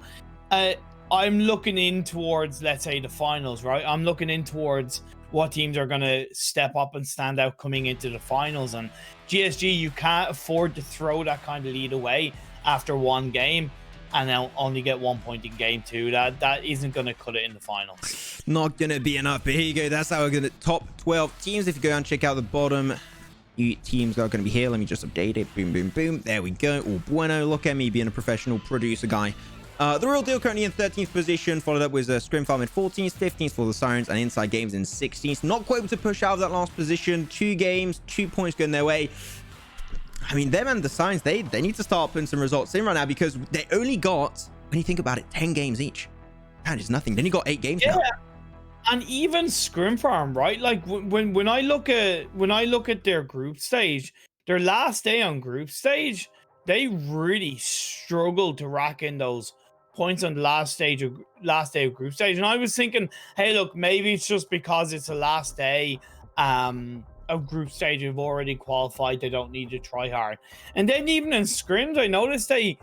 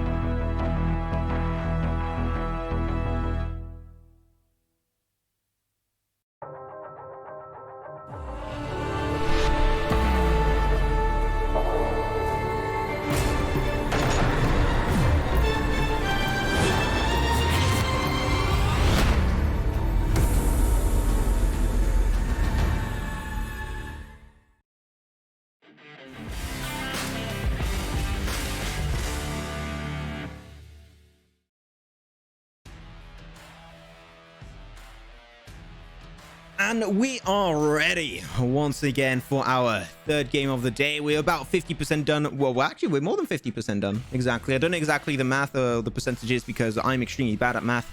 You might have realized by me. With that said, Miramar coming straight up. 40% done. 40% done. We're good. This is going to be our 60% mark because 5 games divided by 100 is 20. There you go. I would not be able to do that in my head. But with that said, you know what? Going straight into Miramar. Let's see exactly what's going to be happening in Miramar. Let's see what is ready and coming straight up for us in our sexy faces. And the playing pass is going to be coming out from Minas del Val all over to Torre Almada. So one team that should be pretty happy with this one is going to be Resq. They used to drop a little bit in Torre Almada in a position where teams don't like to really try and contest too heavily. So I think that this one for Resq should be a pretty easy early stage at least. Yeah, and even just that playing trajectory, you're talking about percentages. I think that's 50% down the middle of the map. That's very clean indeed. It's going to be good for ScrimFarm as well, who like to go towards the Picado area. Bloodline like to hang around the Power Grid / San Martin area, and then GODSENT do like to go between Hacienda and San Martin. So it's going to be a pretty good start for those teams. And then Team Doe going to Valdemar. That is nice because it gives them plenty of space. Yeah, Bloodline, they're going to be going for the northern side of Picado. Pretty used to it by now. They go for the high ground. Going to be a pretty decent loot stage. Could be contested by potentially the Real Duo if they want to drop in Power Grid, but I feel like they're going a little bit further away into Old Podzo. That is where they like to play. So not going to be too much of a surprise on my end for them. As Red Reserve, they're going to try and go for the long drop over in Impala. As we said, we had a lot of coastal line phase on circles, and that's my transition completely messed up by the phase one actually popping up over on the western side of the map. And that's going to be potentially making a few teams rethink how they want to rotate into the circle. It's definitely going to be quite difficult for the teams on the eastern side of the map, because not only are they on the eastern, but they're kind of on the southeastern, and even wrapping around down the south side, it's not going to be easy because Gun and Doe are there. The one thing is that, as far as I know, Gun don't normally go down towards Los Higos, so there could be that level of lack of information. As far as for Resq and Gaijin, presuming they don't clash against each other, it's going to be super clean for them to rotate into the circle. What I would recommend is that they pull that rotation off relatively early, because when they move in via the north of Crater Fields, the earlier they execute that rotation and that position, the more information they're going to be able to extract, and the less chance they could get caught out or punished on that rotation. I do agree. I think that should be a really nice and easy rotation coming out from them. So I'm expecting definitely a lot from both Resq and Gaijin as we go into this one. So hopefully it'll be the case, but we'll check that out as time goes by. But mainly the teams down south and over to the east, that's where things might be a little bit tricky, as you just mentioned, Imperium. So we'll see how they can try and force through. But especially like down south, you mentioned Gun in that southern island section. I mean, we did say that this recent update has brought upon a lot of weird circles. We have yet to have a northern island finish on Miramar. You asked for it many times, Imperium. Unfortunately, hasn't delivered, but and this one will also not be the case. No, it won't. It won't. So I'll have to bide my time and wait for the moment to strike for that circle to come through, and then I can jump up and down in glee and joy. It's also the kind of, as I talked about with the new update, the potential of a full water circle finish is something I think some of these teams will be thinking about.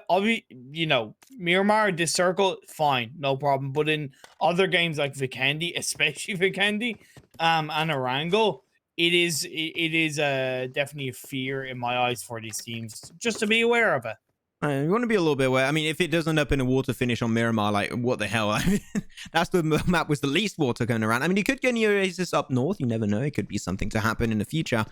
But overall, these teams are going to be taking their position. ScrimFarm, they already tried to rotate a little bit further down. They're going to be going for the Picado area under control, which I think is pretty good. Reason why: Picado, a lot of good loot, a lot of good areas to play around and fight around if a team tries to contest you. You got a lot of car spawns around it, and especially it's a position that's so central on the map. It always is all involved in phase one circle, or at least close enough so it makes your rotation super duper easy. Yeah, but it's not gonna be the actual easiest for ScrimFarm based on this phase 1 because there is still going to be a few teams coming in from behind them. So the timing of their rotation is going to have to be very on point for them to at least stay relatively safe. Because right now, as you can see, right, you know, there's MVP in front of them. We know Bloodline like to go around the power grid area. They're going to have to take that into account. There's no team push, and team push like to go by MVP, so that is an element that will help ScrimFarm. But the longer they leave it, the higher chance it likes a time to shine inside games. Even GSG will get close to them or make it harder for, as I said, ScrimFarm to rotate easily. A little bit skeptical about Venom being split early on. Like, they got Sheriff and I think another player on the backside, and they're going to go straight next to GODSENT. So hopefully you won't get too close to each other with a fight breaking out. But seem like ScrimFarm, you know, you said it might be a little bit tricky, not the easiest for them. And because of that, I think it's actually good that they're pulling the trigger early on their early rotation, trying to move into circle early on, which I think is a really good call. But also one team I think have a pretty good drop and it works really good in this circle shift is Bloodline. They have 2 players in power grid, 2 players on the east of power grid most of the time with that 2-2 split. And the circle's pretty close to the 2-2 split on the left. So you know what? Just send the entire team over to power grid. Easy pickings. Am I correct in saying that compared to even the group stage, teams are rotating. Most teams are rotating earlier into the circle. Yes. Like I'm seeing a lot of teams move quite early into the start of the blue zone of phase 1 closing in. And I like to see it. I like to see it, but oh my god, wait, no. Okay, they're coming out. Whoa, Sheriff, while in a moving car to find Marley.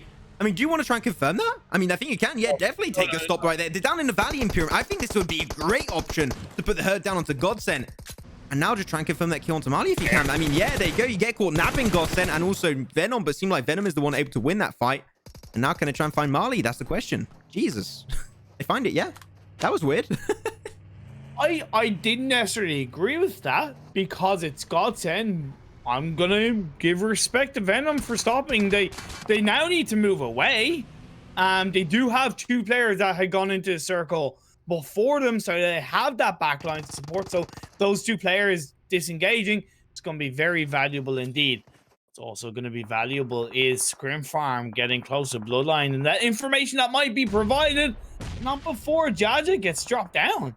Yeah, ScrimFarm, I think a little bit too spread thinly there to take the offensive onto Bloodline. And I think with it, when you have a lack of information where you know where the entire team is, that is definitely a rotation you do not want to take. The ScrimFarm, I think they're just going to leave Jaja for dead. No, Linu, don't give it a try. No, this is a risky position. You hear all the grenades coming on through. This is a mini red zone on Miramar. This is just not worthwhile. And a grenade comes on through, confirms the kill onto Jaja, knocks down Peko. I called it. Do not go for it. And Linu, please don't do the same mistake as Peko. Just leave. This is not worth fighting for. They did it in Erangel against XTEAM, and it went against them. Why are you doing the same? Sometimes you've just got to count your blessings, cut your losses, and disengage away. Lanu does get a cheeky knock on the all-in, as your little gasp did, of course, express. That's only going to give time for Lanu to disengage. That's all she wants to use with that knockdown. Where was Jody the entire interaction? I did not see him whatsoever. I don't know where he is at this point in time even. So, you know what? That's going to be her, Linu, just leaving the scene. The real deal, they're like hearing a few shots like, maybe you can try and get all the way involved and go for a third party, but that's not going to be happening too easily. Can I just talk about how many teams are in the center of that phase 1? Now, it's relatively west of the map, and I think that's maybe a little bit too central. If that phase 2 shifts away from the west, it's going to put a lot of these teams under pressure. Might be a little bit tricky. Here it is. Grenades coming on through from the real deal. But I think that because, once again, lack of information, you want to commit to this fight fully. I don't think you really want to. The real deal. Maybe to find a few kills here and there. But is this a fight you really want to full send it entirely versus this team? I think that might not be the better option. We saw up north, especially a fight potentially breaking out between Resq and Gaijin. As I mentioned, look at that northeast. So much action, especially even Red Reserve getting involved as they moved away from Impala. Very good rotation from them. But the circle, you like to call it the pimple, is still in play in Imperium on the western side. And you could try, because of that pimple being in play, try and guess where the next few phases might be going. Wow, that was a much more western shift than I expected. I wasn't expecting it to go super to the east on phase 2, but yeah, wow, that does make it a lot harder. Of course, no team really wants to be an El Pozo Max, so that takes a lot of city out of play for phase 2, which of course eliminates that landmass. Yeah, we've seen Venom fighting versus GODSENT actually. Seemed like they're trying to have vengeance for their fallen teammate. There was Marley earlier in that open valley, and seemed like we're having a lot of skirmishes happening. Engaging actually northeast. They're going to be just leaving the scene of Resq and Red Reserve. Red Reserve, though, I got to say, I called it a smart rotation. They went in parallel, and they read the circle really well. Like, okay, not many teams drop up north as usual. We're going to go for the northern rotation. But unfortunately, they encountered 2 teams along the way, which I don't think they were fully prepared for. They weren't fully prepared for, but with respect to them, they shouldn't be there. They should have already rotated into circle, complimented the teams rotating in early. They were not 2 of those teams, but now the real deal, the fight against All In. Azzy is going to get dropped down by Kapahala. Trying to find that nade confirmed to Azzy. Oh my god, the shots do not connect for Spray. If you're called Spray, you got to hit it. Unfortunately, that clip will go into the distant landscape of Miramar and shall connect into the ground and remain there for centuries. As the real deal now, potentially getting third party from the back. And I say potentially, that means surely happening. That is ScrimFarm with Jody and Linu trying to get a little bit of up hand on that engagement, steal a few kills away. But now the real deal, they know this is a very stressful position, so just not interested. They're leaving instantly. Well, they're trying at least.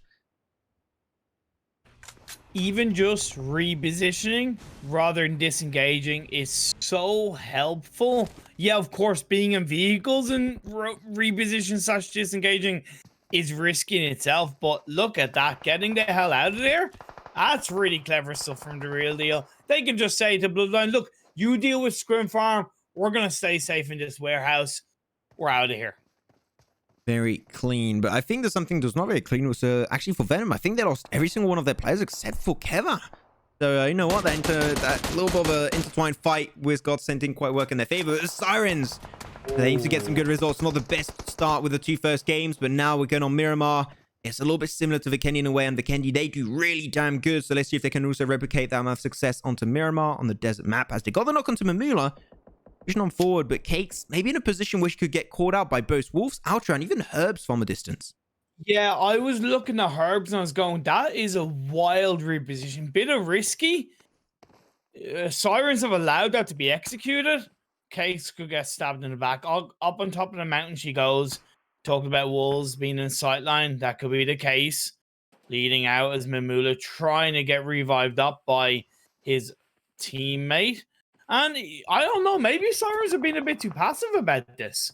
I think right now they got the first kill, and I think that they're not overcommitting. So I don't think it's passive. I think it's just pure respect of the environment. They just don't want to fool Scenic. Ultra's going for a very aggressive res onto Mamula there. That's a little bit risky because even if you do get the res there, how are you going to disengage after? I mean, you're down below. How can you get back to the protection of Wolves and Herbs? It's going to be really hard to make it away from the grasp of the Sirens. But what?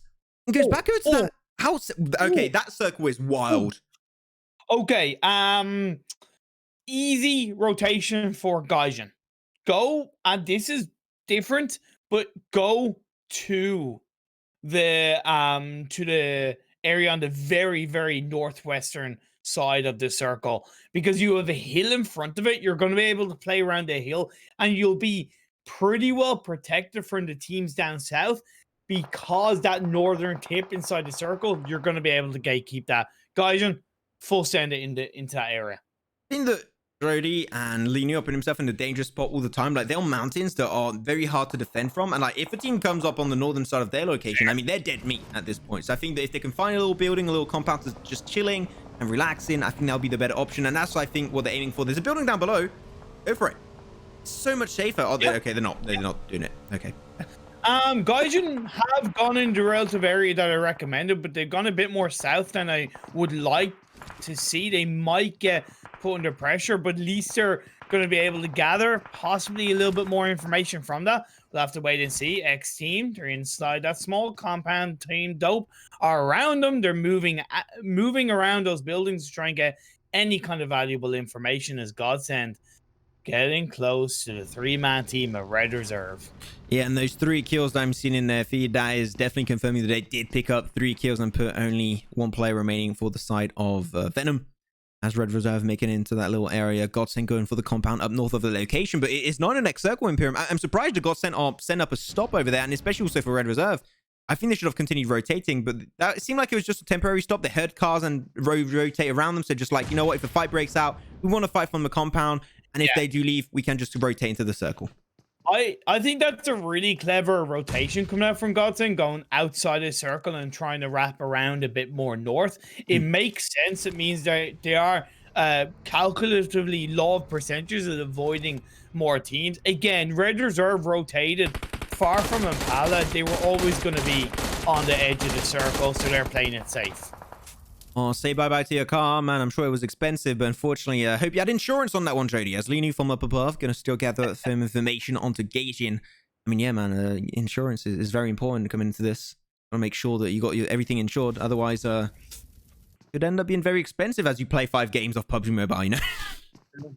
I can confirm he's lost his no claims bonus from that, though. Oh man, GODSENT coming from around though. They're gonna get slowly potentially up ahead of ScrimFarm. We've seen MVP Gaming pop into the kill feed. We want to see if they can be consistent. And you said it right, you wanted MVP Gaming to try and show themselves a little bit more aggressive, pick up more kills, but I'm gonna say right now, they don't need kills if they get second position literally every single game.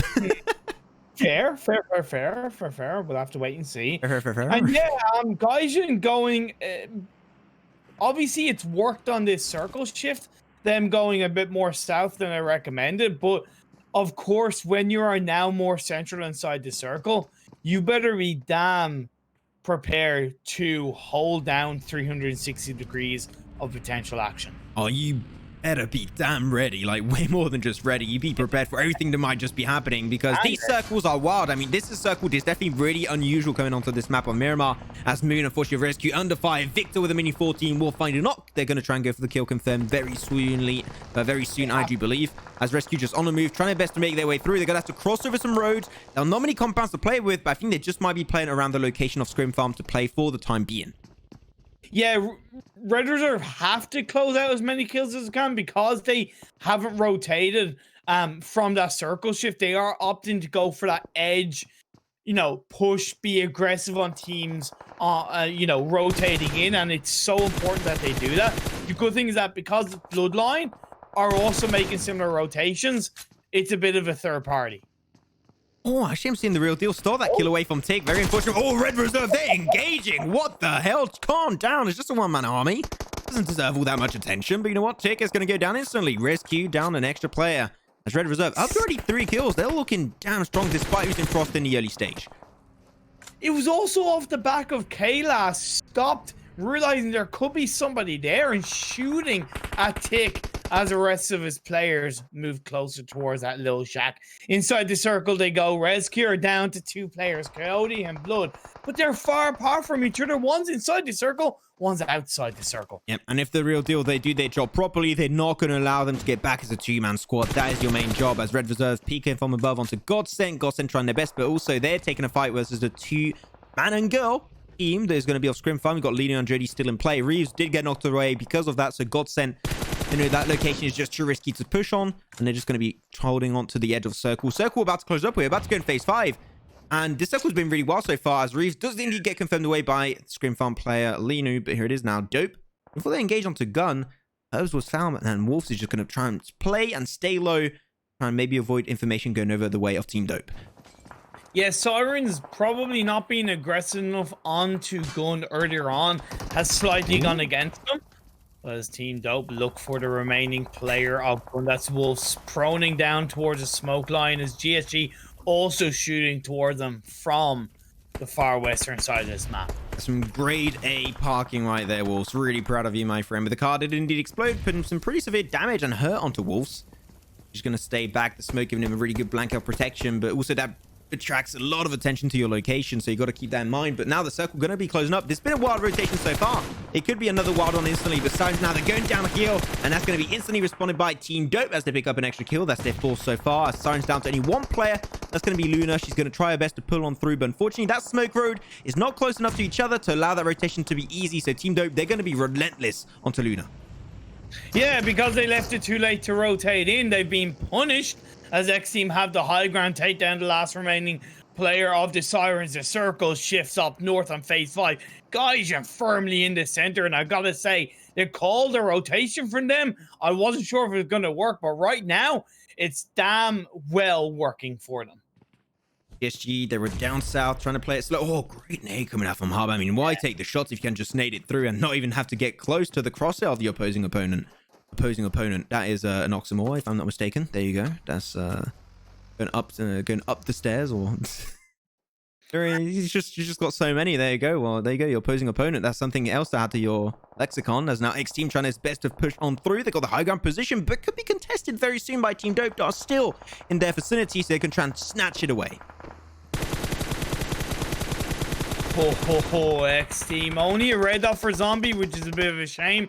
I feel like if he had a bit of a scope on that gun, he would have been able to get more work done. But at least firing the shots will push them back, as they are also looking for the real deal.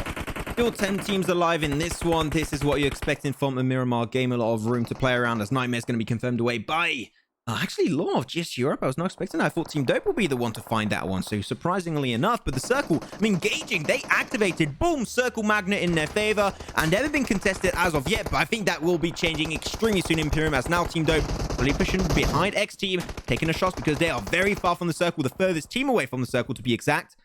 As Inside Games, they're just like there in their shack and healing up. Resq did get taken out from outside the circle by Red Reserve. Red Reserve had an absolutely great game so far playing on the northern side of the circle. ScrimFarm, even though losing 2 players early on, they're doing a great job as Team Dope trying to find XTEAM. Yeah, they find Zombie. That's a straight up fact. Andy's still down below behind that little car, so you know what? Might be a little bit tricky. Could also gather a little bit of information towards him. He's taking shots, man. You're relentless. You gotta calm down. I mean, Andy, you definitely do not have the advantage for this fight, and I believe that's the end of him. He just got eliminated, so that's going to be XTEAM taken out in 9th overall. 8 teams still remain, as Inside Games very close to the real deal. 1 grenade, that's game over for Inside Games. Yeah, but the good thing is that even though they're on the low ground, they're pinching between 2 teams and they're in the circle. So those 2 teams are more likely going to shoot at each other rather than at Inside Games. The only thing Inside Games can hope and pray for is that the circle stays in their favor. And I think they're praying extremely hard right now, Imperium. They're putting all their strength into it, crossing their fingers, touching some wood, everything you can think of. I'm sure they are trying their best to do it, as Dope now from up above still gathering a lot of information on the real deal, but the real deal, they're not getting pushed away from the blue, by the blue. Team Dope are, though. They're going to be a little bit on the slope, which makes them easy pickings potentially for Inside Games, GS Europe, and even the real deal as a whole. But the circle, once again, I'm engaging. Who did you pay to get this circle? Jesus. Like, I feel bad because I'm certainly eating my words right in front of you and everyone else's eyes. But it's still going to get harder for them. There's still 8 teams. So for them, there's 7 other teams and 16 other players around them. It's in an open area. They do have that low ground, which isn't the worst thing in the world, considering, like I said, and similar to Inside Games, teams are going to be looking at other teams in the same height. So they might be able to hold on from that point of view. Seem like GODSENT will get vengeance for that first game on GS Europe, and that's going to be them picking up a few extra kills. Team Dope on 5 so far. You know what? Pretty dandy first Miramar game for them, as here we go. They go for the shots onto Inside Games. They get absolutely obliterated in this game. Trying to send Azzy downhill to make sure, but Team Dope actually had the advantage right there. But you know what? Really good response from the real deal. I am genuinely surprised, as Baz is just going to be tumbling down, and he's going to be using a lot of speed. And unfortunately, he's going to get absolutely destroyed and lasered down by Azzy. And Team Dope, that's the end. They just spilled the beans right there. 5 teams still remain. And the real deal, capitalizing off the back of that, now they can focus firmly on Gaijin. Azzy, are you going a bit too close to comfort? At least playing behind those boxes, trying to get a little bit of information while the revive is being played out onto your teammate. He realizes he can't go too close to those boxes because he would have been heard. So an easy grenade could make it quite easy for Azzy to go down. Exactly. If you want to take cover there, it's good, but the grenades, as they're still here, and the mollies will be ensuing, so I think it's definitely good that you take cover a little bit further away, out of the range of the grenades and utility of gauging as a whole. As GODSENT, they pushed onto the western edge. They're going to be contested because they are currently low ground, but they got a few extra cover position to play with, so that's good overall. ScrimFarm going to be losing Linu. That's them eliminated. ScrimFarm in 5th overall. 4 teams still remain, but Red Reserve, they're just lurking in the background there, and they might be just trying to strike and claim the compound away from Gaijin extremely soon. As I say that, from GODSENT down below, taking the knockdown onto Class, Victor and Callista still remain alive. There's a 2-man squad, but the res is still going to come through in the background. Oh, Clown in the front line, Azzy flanking on the side. Hack shot is behind that box. Meow, meow, meow, meow. Looking for the catnip play of the real deal, but not quite connecting. Sprays in the back line, but Jay's doing a great job of holding back that position to try and give a bit of freedom for Gaijin. Pretty good use of utility. The real deal, denying visibility away, allows them to make their way inside the compound. Now they are safe from the grenades of Gaijin. As the crate comes on through, could be pretty good redeeming grace for Red Reserve if they can use it to full potential. But GODSENT still on the side. Got to keep them in mind. The circle is going to go still on the compound. But the compound starting for the very first time of this game actually being pulled away. But Spray finding a great nades onto Meow. The first one didn't quite connect. The second one will be the one to deal the damage and deal the knock onto Meow. That means that now Gaijin down to 2 players inside the building. But those smokes once again. I mean, the real deal, they know how to deny that information away from Gaijin. And Gaijin now, they're just cornered up in this building. Can't make the most out of it. But Adobo with the barrel able to find a headshot to Azzy. Trying to make this a little bit more even. 2v3 currently. The real deal, you got to push it eventually. Maybe I think they're taking too long to push this building. They really are. And the longer Gaijin leave it of getting taken out, the easier the chances that Red Reserve might come in third party. Red Reserve have done a great job of pushing back GODSENT, but GODSENT are definitely by no means out of the woods as Navy gets a clean knock onto one of the members of Red Reserve, leaving Victor up with plenty of health and Calista trying to hold on for dear life. Yeah, Calista able to survive it. I'm not sure if he has some meds on himself or it doesn't have a first aid for sure. I think you would have... Oh, wait. Oh, no, he's got bandages. Okay, he's going to go for the bandages way, which is fine as long as you don't get peeked away. But now GODSENT, their team currently under quite a lot of pressure. They're going to have to move on forward. And Red Reserve, they were relentless early on the sprays. They're trying to make a mini smoke road, which I think is really good from them. Really good execution. The Rock is going straight for the compound of the real deal. Engaging. That's a risky play indeed. But Victor's going to be found away by Navi of GODSENT. GODSENT, despite not having the advantage, making a really good use of that downward position. And the real deal, they just went right through Gaijin. Like, you know what? We don't want to take the fight with you. We're going to go to the other building. We don't have to get involved. As Victor gets stolen away, actually by Gaijin from the backside. A lot of stealing in this game as GODSENT. They lose Navi at the end. That's going to be the real deal. Picking up an extra kill. GODSENT out in 4th. That was great by the real deal. Of course, very risky that they can still get stabbed in the back by Gaijin, but they've made Gaijin passive. They made Gaijin play inside the house and inside the house alone. And now they've been able to focus their attention onto both GODSENT and Red Reserve. Although Red Reserve, they still have one player up, Calista. He's holding on. He's maybe looking for a couple of peak shots while the real deal now turned their attention onto Gaijin. Instant regret from Adobo there. Jumped out, was 1 HP. One more bullet of Hackshot will seal the deal. And that's Gaijin down to only one trusty player. But he's going to be up there. And I think the real deal, they're not really too focused. They're turning their back over to one player of Gaijin. That might actually come and hold them in the latest stage of this game. He's going to be in the blue in just now 40 seconds when it's going to be moving on forward. They confirm they come to Adobo because they know they might die next second. And now it's going to be turned really into a 4v1v1 Imperium. The circle's gone in the favor of Red Reserve. That's why the real deal are looking in that direction. They know there's somebody around there. There has to be. Or if there isn't, they still want to make sure they secure that area. 20 seconds until the blue zone closes in, and Calista is going to get compounded on. Yeah, he's getting pushed. Here it is. Andy's going to be the leading man. Calista with first perspective got the information. He's going to be fighting with Yuzi at bold play for sure. And he cannot find even just a knock. But you know what? It still was going to be hard from the get-go. But I love the fact the real deal. They kept Spray on the compound because they know Gaijin is still there. They only had a knock early on the Adobo. It wasn't a kill confirmed. And now they know that they just got to be careful. And Spray's going to be actually pushing up there. Going for the kill confirmed. And he gets it. Whoa. He's not going to let you die to the blue zone. No. That kill is for us. And that's going to be the real deal. Securing himself their first chicken dinner of the semi-finals. 15 kills, chicken dinner, Miramar. 35 point for game for them. Much needed, and it was really slightly handed to them. When I say slightly handed to them, they clearly played those circles on phase 5 and 6 really well. They didn't go for the push into the circle compared to the likes of Team Dope. Inside games were being put under a lot of pressure. Gaijin maybe weren't being aggressive enough. But of course that's something they'll have to be aware of for the future or learn from, and that's a conclusion they'll come to. But once the real deal made their way into the compound, one of the best things that helped them, was when Azzy backed off away from the buggy in the boxes and went back over. Yeah. It was so crucial to the real deal closing out that win. It's not even funny. And then when they turned their attentions on towards GODSENT and Red Reserve after taking down 2 members of Gaijin, that just doesn't happen enough. That shows that they were not tunnel vision. Really good play. I just want to take us back to the Real Deal real quick. Like, since they lost Bujo, right, and he went over to another team, Okay. I think that the Real Deal has been struggling quite a bit, finding their identity as a whole.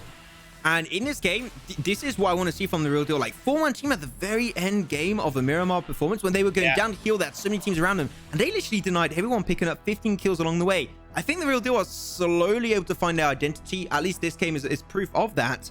And let's not forget, right, that at the end of the group stage, they were in 24th position. They had 81 points. They just got a little bit less of half of those, of all the points they got over 6 days in just one game alone.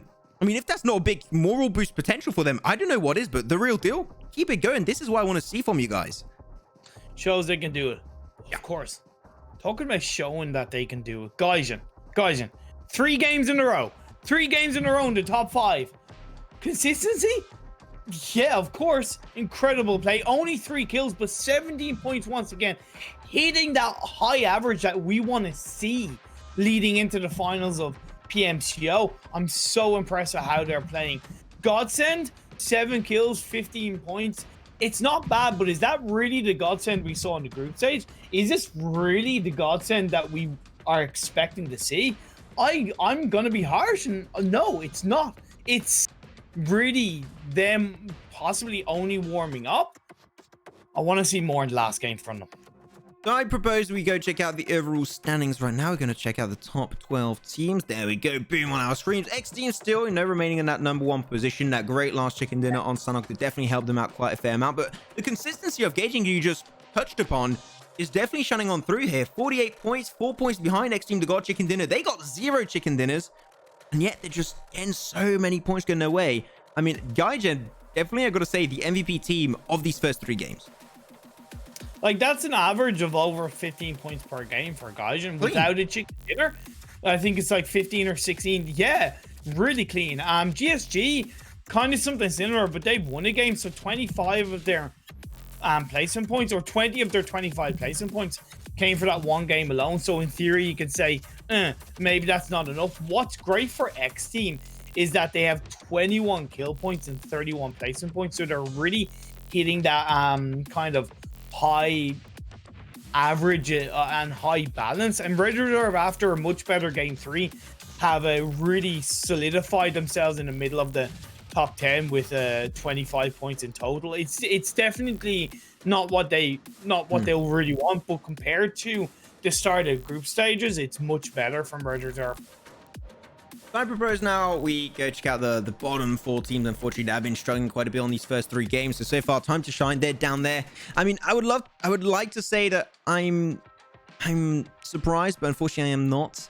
Time to Shine has been a team that has been once again struggling. A little bit like the Real Deal, they have been struggling to find their identity, in my opinion. But here, even more showing so. Then got 16 points. Still, like, because it's just 3 games, they can easily make their way back up while you're just getting a good few extra performances in the remaining next 2 games. But still, Time to Shine. Might be time to ring the alarm right now, where you need to play a lot safer, pull off those rotational, more safer approach, because right now, bottom 8 teams will get eliminated once again, just like the group stage. Fair. You're not wrong, but Sirens, 3 games, 3 points, 0 kills. When we talked about the Sirens in the lead up to the PMCO, we talked about how they've improved on their ability to be aggressive, how they kind of just need to nail down their rotations a bit more. And in the group stage, we saw that at times where they were being a bit aggressive. What happened in this game, right? They got a nice knockdown onto Gun. They weren't aggressive enough. They were too passive. Then they tried to make their way down the hill without really full sending it. They got picked apart between Gun and I believe it was, I forget exactly, I think it was XTEAM. Yes, XTEAM. It's really been the downfall of them Sirens. You have to be crisp, clear, and aggressive in PMCO. You're going up against 23 other teams who have qualified and are at a higher standard because they've qualified. And even off the back of that, we're seeing teams that slightly struggled or even full-on struggled in the group stage are clapping back harder in the semifinals. You need to do the same, Sirens. Yeah, I think the definitely aggressiveness is something that they require to be able to hit that consistency. So far hasn't been there, but I'm sure they can try and pull on through as we go on by. With that said, that's game 3 in the books. We still got 2 more to come up, Vikendi and Erangel. Vikendi is going to be game number 4 coming up in just a few extra minutes. So you know what? That's going to be a short farewell, few-minute farewell from me and Imperium. We'll be back shortly to say welcome and back for game number 4 in just a few minutes. So we'll see you guys around very soon.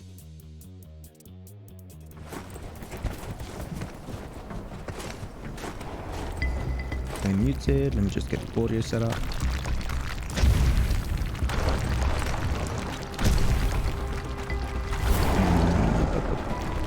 Wait,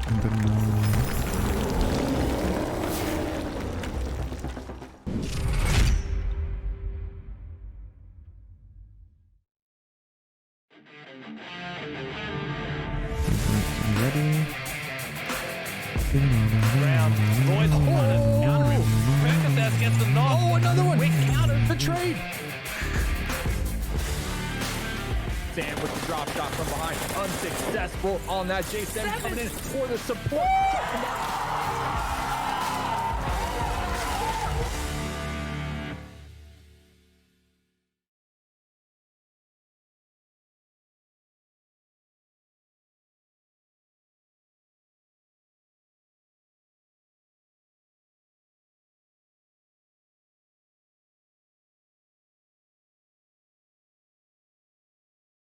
Okay, so we got 9 minutes. Okay, sweet, sweet. Thank you. Thank you.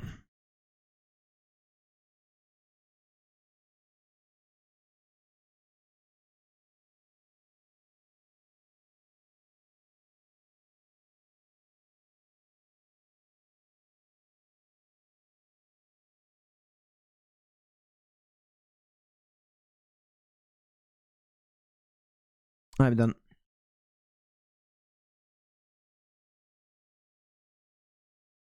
Yeah, I feel like I don't know how you feel about that. I think at the end when there was like the real deal breaching for really long on gauging, I was like, that breach has been literally going on for too long. I'm just gonna like calm it down, and I passed it over to you. Was that fine on your end or not? Hmm.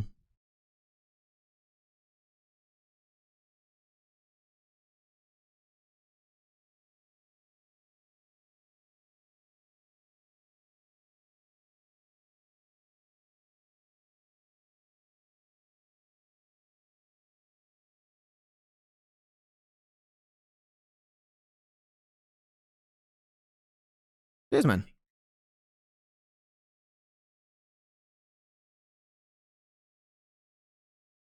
Okay. Think of what you wanted to say. Hmm.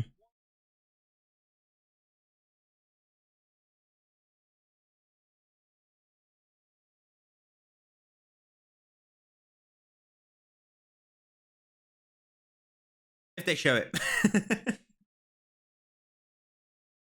Oh, up there. Yeah, okay, up there.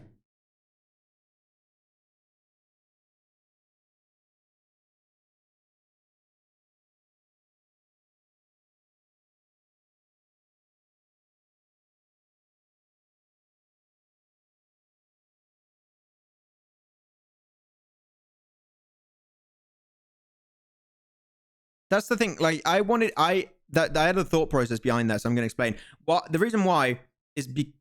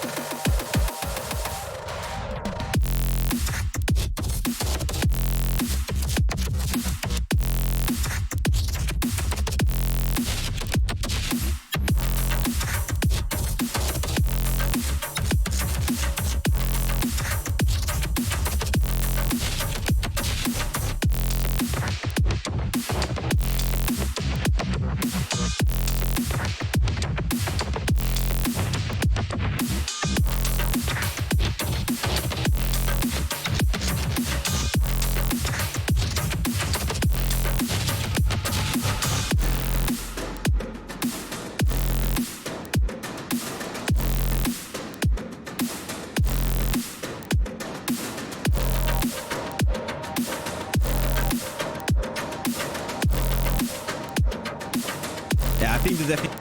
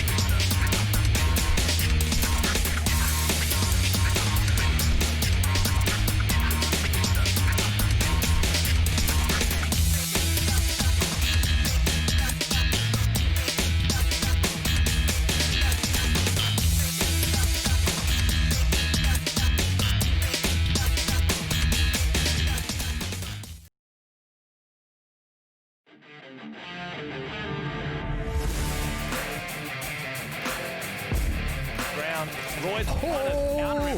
Percocet gets the knock. Oh, another one. Quick counter. The trade. Sam with the drop shot from behind. Unsuccessful on that. J7 coming in for the support.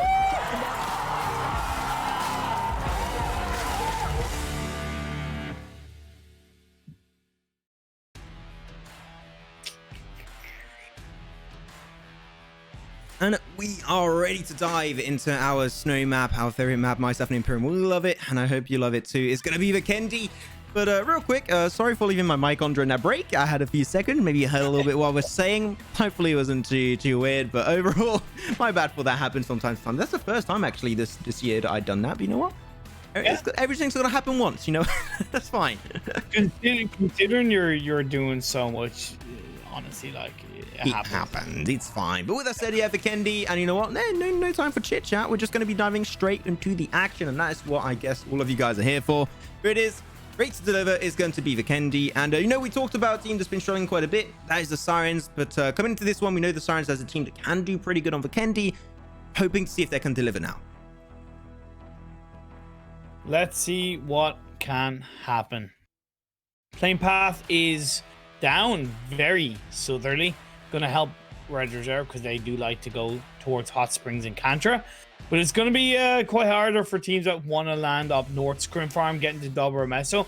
Not going to be too bad because they might be able to drop early, get a couple of vehicles, and then rotate up towards Dobro Meso. We'll have to wait and see what happens there. Real deal by Vilnar. GODSENT going to be in their usual spot. Yeah, and of course, FaZe. Oh, Max. Oh, Max. This is going to be a fun one for sure. I'm enjoying where this is going to be taking us potentially. So yeah, like mainly the teams on the east, I always say, right, rotate up north. Cosmotron, it's not going to be too much of an issue, but the teams down south though on the west, that's where some early teams fights could be potentially happening. Just as like, if there's ever you know, a circle that is just a kick in the face of the playing trajectory or vice versa, it was this. It is going to benefit the teams that are on the coastal line, right between the east and the west, because in theory there's just more space to wrap around. I feel like it's going to be hardest for Time to Shine, GODSENT, Team Dope, and even the Real Deal to find a clean entryway into the circle. MVP will have a relatively easy moving away from Podvosto, but what's going to be important is that they move fairly quickly away from that city to get up towards Mount Kresnik. Mount Kresnik very viable in the early parts of the game, and they'll have to make it work. I think Mount Kresnik is definitely going to have a lot of value into this game, just to be able to peek directly in the center of the circle, see exactly what's up and how teams will be able to respond. Bloodline, the team, they're going to be straight center in Goroka, so the circle's going pretty good for them. And up north of Goroka, a position that I don't see used too heavily as of recently is actually the northern mountain of Goroka. And I think it's a smaller version of Mount Kresnik in a sense, but like it just occupies the exact same like use in the sense you go up there, you gather information. I would like to see Bloodline try and do so. Of course, it's also great for them because they could always, one, keep one person in Goroka just in case, or two, still have all four members up in that mountainside, and if they do need to disengage, they can disengage away from Goroka. I think that could definitely be a very clean way to do so. As a Red Reserve, another team that's going to be playing in this one, they're going to be nice and dandy overall. Red Reserve, the results, you know, so far they're standing in 7th position. They got 25 points under their belt, so you know, hitting very close to the average, not quite there as of yet, but we're expecting just a little bit of a high result because once again, once Group C adds up to the party and gets their 5 games in play, automate teams, they're the ones that are going to be eliminated, so you have less and less room for mistakes, and the more unfortunate games you have in a row, higher the chance of you going out early. Yeah, when you get to a 10-game series, so to speak, I think you have room for 3 bad games. Maybe 4, depending on how good your other 4 games are. 2, acceptable, in my opinion. That's going to happen. 3 is just on the cusp. 4 is, definitely, you know, leaving it very close. So for you right now, like the Sirens, Inside Games, ScrimFarm, they're all like basically on the edge. Like they're already, now they need good results, no more room for mistakes. Yep. Exactly. We'll have to wait and see how that works out. Bloodline taking a couple of early shots towards the team rotating close by. I like that. You want to protect your area, create that space. We know Vikendi is compound heavy, so it is even, in my opinion, more important to push teams back because they're going to hold down a compound, and if you allow them too close in another compound, you could easily get swiped away. Otherwise, it's going to be like a pretty normal Vikendi game. I think that a lot of teams has been learning to respond. And you said that on the Miramar game, like about what happened in the first 3 games. Teams have been rotating a lot quicker than what they've been doing, especially in the group stage and the scrims as a whole. So I am overall really impressed with like not any specific team in particular, but like all the teams. Really good job, guys. You guys have been rotating so well, pretty central. Reminds me of what happened in PMWL East, where teams were like super reactive and just very snappy to react to circle rotations. So overall, I found that pretty interesting, and I'm still proud of the teams as we had a little bit of a a fight. You guys are allies, okay? Just don't make it hard on yourself. And what I liked, and I don't know if you quite noticed that with Time to Shine's rotation, they opted to go for the eastern side of the river. Okay. It's getting very friendly with your teammate there. But yeah, what I love with that is that going on the eastern side, there's less compounds, which in theory means you're less likely to get punished on your rotation. So Time to Shine being pretty intelligent, and they'll probably play around the Cosmodrome area anyway. As a Venom and Bloodline, I mean, I talked about the high ground position of Goroka, right? And it seemed like both teams are going to put pretty big emphasis on this area, which, you know what, I think is pretty good. But the taking a fight there might not be the better option, as Alan from down below looking onto Venom. And Venom, they didn't even drop in Goroka itself where the Bloodline was, so they just literally snatched that location away, as a player of GS Europe was apparently just caught out napping in the open. That's going to be 1 kill confirmed by Resq Esports. That's not just 1 kill, that's 3 players. Is it 3? That's 3 in total for GSG. At least one of them alive. But now they're full sending it. That could be a clean squad wipe. As Kamara's going to come in, he's going to get the knockdown onto Moon. And Delito, he's just chilling on the ground. He's just like, I don't want to get involved. I don't want to be a part of this. One spray coming out from the distance from Blood. Resq really trying to confirm all those kills. I mean, Resq definitely getting some really good performances. Oh my god, he tried to just run it through like that just doing Usain Bolt, but unfortunately, no, Resq will not allow that to happen. And now, as a straight up fact, they got 4 kills. GS Europe absolutely obliterated right there. What the hell happened? Wow. Can I also point out the fact that this is okay? GSG had a okay game 3 in Miramar, getting 11 points, but off the back of their day 1 in group stages, it's a little bit of an opposite situation. They start off with a beautiful chicken dinner today, but they've gone downhill since then, getting 16th in game 2 and now coming in 16th on game 4. Yeah, they have 1 more game today, but yeah, it's not gonna be easy. When Pekka, I think he wasn't even given a chance to survive that one. Just like starts going into the road. You got all the players on the side to just absolutely destroy him. And that's going to be Pekka taken out early, very unfortunately for him. I always got the impression Pekka gets taken out early. Just like Will of Time to Shine. I don't know what those 2 guys should maybe try and make a team. I'm sorry, Will. Team on your knees, but it's yeah, because even Will was like, he put up a montage of the group stage and he was like, I would include casting of Maxo and Imperium, but whenever they seem to cast me, I was like knocked, and we're like, well, hey, it's not our fault. I mean, you know, Will and being knocked is a better love story than Twilight. That's why I posted on his post there. So I think that's a pretty good reputation. Oh, but Wig for Mercy going to be losing that trade-off versus Kevin. Kevin's going to be also going down very shortly after that. The next team trying to take ownership of this compound. GODSENT on Venom up above, trying his best to get involved, but unfortunately, Venom just dropping down like flies, and now Sheriff is going to be just left alone on the tippity top of the mountain as Time to Shine's coming around the corner to potentially take that position away. So, yeah, definitely not the best of fights happening there for Venom, as, yeah, Kev, oh, there's still actually, no, actually, there's just Sheriff remaining for Kev was still alive, but no, he's actually knocked away. And a Sheriff, he hears the car rotation of Time to Shine, trying to move away from the sound. Instead of normally shooting the Sheriff but not shooting the deputy, it's shooting the deputy or the 3 deputies but not shooting the Sheriff. So leaves Venom down to 1 player. In Vikendi, it's possible to get a strong result if you can center the circle in a compound. Hopefully you don't get spotted. But only time will tell how that will work out for him. Team Dope, along with Time to Shine. There's a few teams hanging around this Goroka area. Phase 1, the blue zone's closing in. And Slob was there just hanging on to life with a thread. Close call, but you know what? He's going to be able to survive and heal up, as Harb, unfortunately, can't really say the same for him. He's going to be, unfortunately, having a little bit of troublesome position. Alan just keeps on closing the door on Tudor, like, no, you're not getting out, my friend. You're not getting out. You stay in there. That's Bloodline trying to just wrap around like a nice warm blanket, which is definitely needed on Vikendi, but this is a deadly blanket, not really the kind you want to buy on Express TV. Oh, that's a warm blanket. It's a Molotov. You can't get any warmer than that. You know it might what, not be healthy, but oh, I'm cold. Can you give me a blanket? I got Molotov. Ah, that's an easy way to do it. I mean, not gonna lie. Efficiency 100%. Usefulness maybe 0.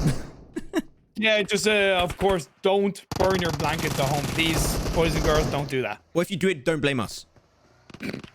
There you go. We don't. Oh, Bazzy, the last player. Actually, no, not the last player standing, but one of the last players standing for Team Dope. And that was risky disengaging in the vehicle because that was making a lot of noise. And time to shine, I said, one of the other teams hanging around that area of Groka was able to get a nice third party. Third parties. You love to see it when it happens on Vikendi. Team Dope. Slobos couldn't normally get on over to Bazzy, I believe. That should be in Resq coming on through. But Sirens, you know, we mentioned it. They like to drop in Trevno. They were a team that was expecting to have a really clean rotation going into this. And indeed, I'm not really surprised whatsoever. I'm happily surprised that they're going to be straight up north of XTEAM. And they got a really nice position to hold on to. I would even say maybe go a little bit more over to the west. Take control. Take a really big zone that you can easily defend. Exactly. And I also noticed that Red Reserve, instead of opting to go for the eastern side of the river with their rotation, they chose to go for the west. Now, it's something I've seen them do in the past and it hasn't worked out. However, in this situation, in this game, it's worked out really well so far. I want to see XTEAM maybe try and just move away from this location. I especially beg for mercy. And he's got a good smoke road, so I think that was definitely the intention from the get-go to make it back over to Nightmare behind that car. He's going to make it normally pretty safely. At the Sirens, they just got those shots ready to go. They see Beg for Mercy take a few little shots, and Beg for Mercy maybe thinking, should I commit to it? Shall I not? Jumping over the smoke, giving more information over. Makes it over to Nightmare. He's back to a nice, decent position. He can just chilling. It's nice and cozy. That's good. But now Sirens, they're already on the move. What's their intention? Don't tell me they're breaching it. Please don't. Okay, then. No, I think Yatham is just wrapping around to another compound. I don't mind that. However, yeah, I was just gonna say it's gonna require Luna to join up, so it's 3 Siren players in one area and Yatham on the other. Yatham is a player that does flank. This isn't so much of a flank, but it is definitely a position based on the circle shifting that they can reposition to. And I don't mind that. I was thinking maybe they weren't being aggressive enough on the X team, but looking at where they are and the fact that they have plenty of compounds around them, I think it's intelligent for them to hold out for now. I like it quite a fair amount. That I think that there was just no reason to take a fight. And they just went for it. But talking about taking a fight, Nightmare, he's just going. He wants to be the Nightmare of the Sirens. But it seemed like Beg for Mercy, he's going to be the Nightmare of this team as he takes a nice spray from a distance with the Uzi, able to connect to the not will ensue. Luna got confirmed away from the lobby. Cake's extremely low. Will be able to survive as now they're sending the entire X-Team team, but they're right crashing into the barrier. And they're trying their best to defend it with the nice AK. But unfortunately, she's going to be able to find one. But the jump from above is going to be really surprising. Beg for Mercy once again doing the impact on this team. And he confirmed it through the smoke. What? Beg for Mercy. What the hell was that? Bland spray? Blind team squad wipeout, I guess. Okay, there you go. Sirens eliminated in 14th. As far as I know, that was X-Team being aggressive on the Sirens. They knew Yatham had flanked around to that other compound. And I said, normally, great, because it made sense. But what I didn't take into account, to be fair, was that X-Team could push in. And they did exactly that. Sirens tried to respond. Maybe they shouldn't have. Either way, they go down. I'm not going to hold that too much against them.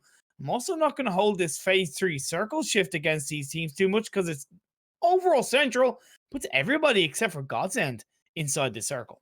I'm going to bring him back to that fight, but I'm going to hold it to Beg for Mercy. I mean, this guy, Beg for Mercy is just so freaking good at PUBG Mobile. It's insane. The guy just, I'm going to confirm a kill. Wait, did I just get squad wiped by mistake? Oh, I guess so. I mean, fair enough. I'll take it. I mean, hell yeah. Love to see that. Like, I've played with Beg for Mercy, you know, before in Classics, and I know it's only Classics, but I know what they can do. I do know, like, how good he can be in group stage. They struggle, but in the semis, credit where it's due, they're stepping up. Step up is what you need to do in the semi-finals. If you don't step up, you might just go back home. Well, you're already home, but you might just go. I'm a little bit surprised that you didn't say you might as well step out. That would have been a good one, but okay, feels bad. Yeah, you better step up, or you're gonna step out. You happy now? Yeah, I am. Thank you. Give me some pats on the head you now. Also say it's my way or the highway. You know. Yeah. What is that a reference to, actually? It's a lyric from a Limp Bizkit song. Yeah, I know those people. Yes. Okay. Do you also know the people of Resq? I do know them, and you know what? Flipping good. Moon, take blood, coyote, everybody. Oh my god, I don't know why I took that accent. There was no reason for me to do that, but that's fine. They're up above. peeking from the high ground, being the hawks of this map. They got their eyes pried open, looking for inside games. As inside games, just being the rabbits in the fields, trying to get himself to a decent spot. They do find a little hole to hide into, but how long will that keep them away from the wrath of Resq? We'll have to wait and see. They also have MVP close by, Max. Pinch right now, potential third party. We'll have to wait and see. They are actually at least trying to get some form of information. And the good thing is that they are relatively protected from the most of Resq. Coyote and Moon, you can see they're kind of further in the back line. They have more of a sideline than MVP. Are they in the tree? No, they're not in the trees. There's like mountains, so you just don't really see it. With the rendering, but they are up on the high mountain side of the coal mine. I was looking, I was like, wait, what? Are they...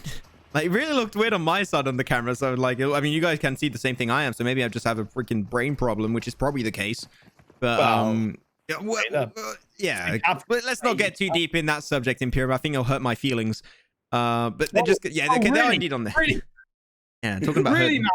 Yeah. Really. One thing that I didn't really highlight on that last phase shift is that even though most of the teams are inside the circle, and now all teams are inside the circle, look at the amount of space in the north 50%. Krishas, south of Savava, all unoccupied.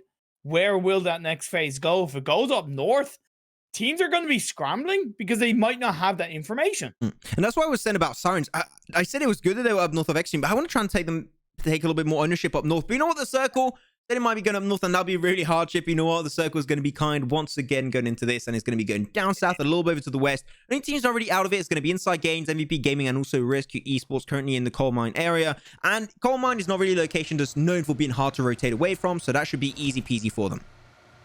Yeah, it's such an easy rotation for Resq. Just shift up north and come down, because even if a few teams do like to land up north, that plane trajectory was so far down south that there's a really high chance that nobody is in the north of the circle, right? Law of percentages, rotate up north, you're protected from MVP. Inside Games have disengaged, you would have heard that. Clean, just come in from the north, you'll be able to do a lot of work from the north side of the circle of Resq.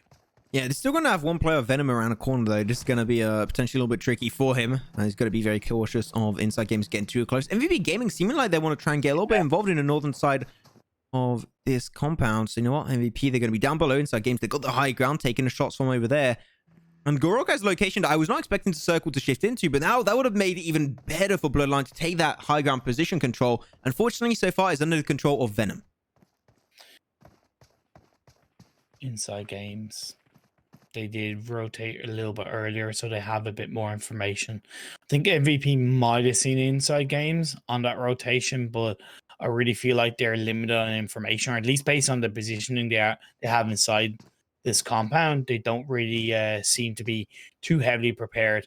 Bloodline, who've been inside Goroka for pretty much the whole of the game, holding on to this city area, they will be well looked after when it comes to loot utility, so they should be able to play around that. You said they thought maybe Inside Games did see MVP Gaming on that rotation, moving both away from coal mine, and that was indeed the case. They were to find Nomad for themselves. The res will not be coming through.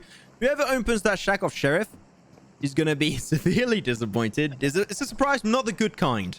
So hopefully you won't get too close to that one if they're lucky, and the circle is going to go back on over on time to shine. I mean, I wanted to see them get some good games, right?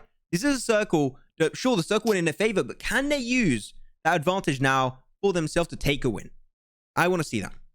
If you notice, as far as I know, they have a bit of a 2-2 split outside Goroka. Yeah. I would kind of recommend they have a 3-1 rather than a 2-2. GODSENT coming in from the south has Rokas knocked down. I don't know exactly how that happened. ScrimFarm have a really nice entry point into the circle from the northwest side. We'll have to wait and see as Register are finding GODSENT quite cleanly. Under quite a bit of pressure, but they got that little dip, a little mountain lip to hide around, so that should be really not too much of an issue for GODSENT to pull off the res, which they did indeed find for themselves, and just going to be moving their way back up. Four-man team still alive and doing pretty well as of right now. 0 kills, but you know what? They didn't get close enough to any teams to take those engagements, and there's no reason to do so if you're not forced into it on Vikendi. It seems like they're going to be changing their attention, bringing their attention over to the real deal, as the real deal got a little bit of a 2-2 split. 2 players up above, 2 players down below, but as he able to find one player, that's going to be Marley, if I'm not mistaken. So they've got to be careful how they approach it. But Red Reserve, they're going to get close off Gaijin themselves. Going to take a piece of this cake as Kalista now thinking to try and potentially wrap around. Kalista, that's a wild move, my friend. Is it going to pay off? We'll have to see because that is damn aggressive. Meow's going to be towing his back right over to Class, and he's going to be capitalizing on that one. Great lead, John. Getting down now to 3 players. They even find Jay. Lord and Adobo still remaining, and Red Reserve taking so much control. I mean, I thought that was a too risky of a play from Kalista, but you know what? It paid so damn well. And now Lord is left alone as a one-man army for Gaijin. Because instead of Kalista just rotating and the rest of the team not responding, the rest of the team were just constantly firing shots. And I mean constantly firing shots towards Gaijin. So Gaijin had nowhere to move. They were frozen, no pun intended. And now it's just one player left standing, Lord Ab. But now as Red Reserve are going to get third party by gun, they will have to respond as quickly as possible if they're going to hold on to this position, hold on to this team fight.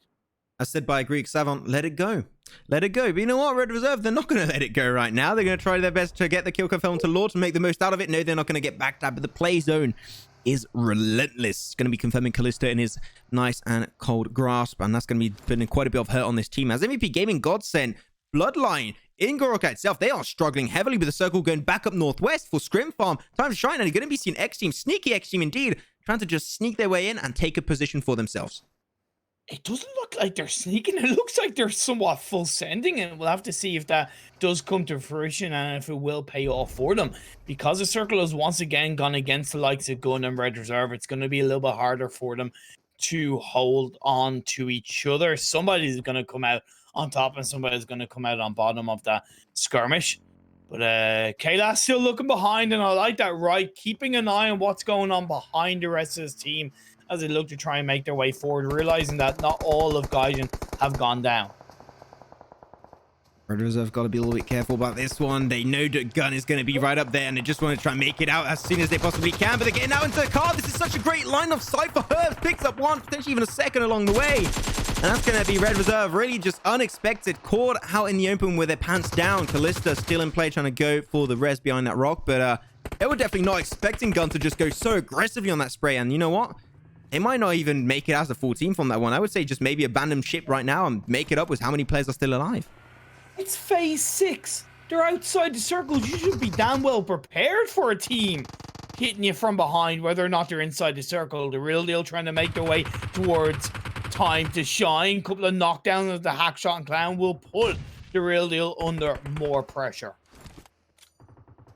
The real deal still got 2 in play. The Reses could still ensue, but they're kind of sandwiched up. They got Gun on their side. You go sit on Sean on the other end, and even GODSENT can take shots from a distance, so that's going to be a little bit tricky. But Dorian is going to be taking information forward for the rest of Bloodline. They're going to try and force their way through. I would say here, you got so many teams down south. I would say it's not really worthwhile. Maybe rotate on the eastern edge where Inside Games and XTEAM are. That might make things a little bit easier for them.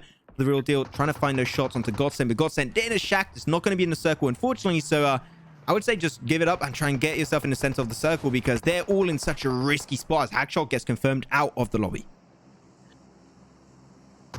I like the fact that Gun are now turning their attentions towards the real deal because they push back Red Reserve. They can focus firmly on their position inside the circle. Molotov's being thrown out by the real deal. A knockdown and a double confirmation. This is nice stuff coming out from the real deal. Really looking to close out this fight onto Gun. And Herb's still there, trying to stay prone, but the real deal kind of gets close enough to chuck some utility in their global vicinity. I think that'll be a very nice way to seal the deal. So we're going to have to go down here, really. And up north, I'm not really sure. I think ScrimFarm is currently the team that's the most in circle. Really didn't see too heavily where it did go for them. It is ScrimFarm. So there you go. They're going to have a lot of control, a lot on their plate to deal with. Also, Red Reserve can try and take that position away if they want. The real deal, despite losing Hackshot, they're pushing on forward as a 3-man team. See if they can try and confirm it for themselves. So unfortunately going to be struggling a little bit. They took the last chickens in early on Miramar. Can they make the back-to-back happen over here on Vikendi? There's a spray. So much action unfolding currently for Gunners. They're going to be able to find actually 2 knocks on both Ali and Spray, leaving Clown alone as a 1-man army. And I think they're going to be shut down. There you go. That's going to be Daddy finding the perfect angle, finding and nailing the coffin down for the real deal as they get eliminated in 9th position. And Gun are thanking their lucky stars that they're able to survive against that push by the real deal, because I can bet your bottom dollar if the real deal had any ounce of space and time, they would have closed out that fight onto Gun. Resq go down. We also lost Bloodline and GODSENT in the process. We have 7 teams left and 16 players. Yeah, ScrimFarm, they got a really good position. They got like, they can play the rooftop meta also if they want, because literally up north of their location, no teams are there whatsoever, so they can be contested. And for information gathering, that could be a really easy way to play around it. Now Dale to XTEAM finds himself Zombie, and he's going to try and go for potentially a little bit of a car rotation because he knows that this is too late for Zombie. Unfortunately, can't go down, and that's going to be also Andy going down himself. XTEAM out in 6, 5 teams still remain. But now everyone really, this is just a race. He can get close and deny the position away from ScrimFarm and Red Reserve. I do not know, but down south, a lot of the action is currently unfolding as Time to Shine under so much damn pressure. Imperium, can they make it out alive of there? I'm not sure, really. I'm not sure. And I was wondering if Red Reserve were going to be able to swipe ScrimFarm from behind, but credit where it's due to ScrimFarm as a 3-person team. They've been able to cover so many angles. We see Time to Shine going down, 2 members of Red Reserve going down. They took down Inside Games as well. They have all their angles covered, and it's so nice to see. Gundo taking a lot of time. They were able to pull off a few reses on their side, but now they're just really cornered up against the wall. Gonna crash on into the Naya. Gonna try and roll him over, but no, Naya's gonna be taking it out for himself, and that's gonna be Gun. They're gonna be completely obliterating this lobby. Naya with a Thompson, making it pay a dividends. 8 kills over to Time to Shine. This is what I wanted to see from this team. 8 kills, top 3. This is them waking up. Yeah, let's be honest though, they were also kind of gifted 2 of those kills just right there. So in theory, it's kind of 6. However, they've been able to hold on. And of course, we are into the top 3 teams. ScrimFarm, Time to Shine, and Red Reserve. Oh, nice try. Little jump off the balcony. Jody trying to win style points along the way to confirm Daddy out of the lobby. But Daddy, you know what? He's going to be just knocked away. Still gathering information on the forefront for his team, but only 10 seconds remain. And Naya, that car is not in working condition. I mean, I'm not a mechanist or anything, but I'm pretty sure that that one is not going to be pretty good to use for your rotation. As Red Reserve, surprisingly enough, actually lost a lot of their players. Down to only Callista. Well, not anymore. Red Reserve out in 3rd. And now, that's a curse and a half right there. And now it's all between really Naya and ScrimFarm. And I think Naya just, yeah, he's going to commit to the blue zone and he's going to get eliminated because of that. So ScrimFarm, it's going to be a Vikendi chicken dinner for them. Trying to use the first aid battle, but with 3 members of ScrimFarm that's standing, they have the circle. It's a matter of time. It's not if, it's when, for when Naya goes down. Imagine ScrimFarm, they just would nade themselves like by mistake and just misclick. And Naya win it. That'll be a funny one. But of course, that's just not going to happen. Oh, wait. It's time to... Oh, able to find Jar Jar. Try and confirm the kill if you can. No, he's behind a tree. Can't quite get it. And a car shall explode. That's going to be actually then a kill going over to ScrimFarm. And ScrimFarm take game number 4 today. I mean, what a good game from them overall. But Time to Shine. They're the team that impressed me really heavily on this game. They had a good circle. And I think they used it really damn well. 2 teams who were in the bottom of the standings have come 1st and 2nd. That was so badly needed. Remember what I said about only really allowing to have 3 bad games, and this is the point where they had to turn around. Hey, look, they've lived up to it, and great play by both teams. Yeah, they knew they were on the tipping point, and they're able to try and tip it back in their favor. This is the type of performance we want to see from them, so great stuff overall from these teams. But yeah, ScrimFarm, right up north, they had the compound. They went like, even on like the early stage, I think it was like phase 4, phase 5, where they started going for that compound. They saw it was central and there was not many compounds remaining. They were the first team to be snappy, responsive to like, okay, we want to try and take control. We want to try and take a compound, because Vikendi, really in the later stages, if you do not have a compound under control, it's going to make things even harder for yourself to deal and fathom with. I think overall that was a really good call from ScrimFarm, and able to pick up 10 kills along the way. That's 30 points. I mean, yeah, good game from them. I'm really happy with them. Yeah, no, really good stuff. I love to see that bounce back. It's going to make the standings even closer coming into the mid-range pack. It was another strong game from Red Reserve as well, hitting 17 points with 7 kills off the back of a 15-point game in Miramar. Is definitely showing a much better start for them. Inside Games, getting 12 points, it was always going to be hard for them. I believe they got the better of MVP. His MVP only got 1 point, so that was good for them to see. I do think the so to speak, the biggest losers of that game was Bloodline.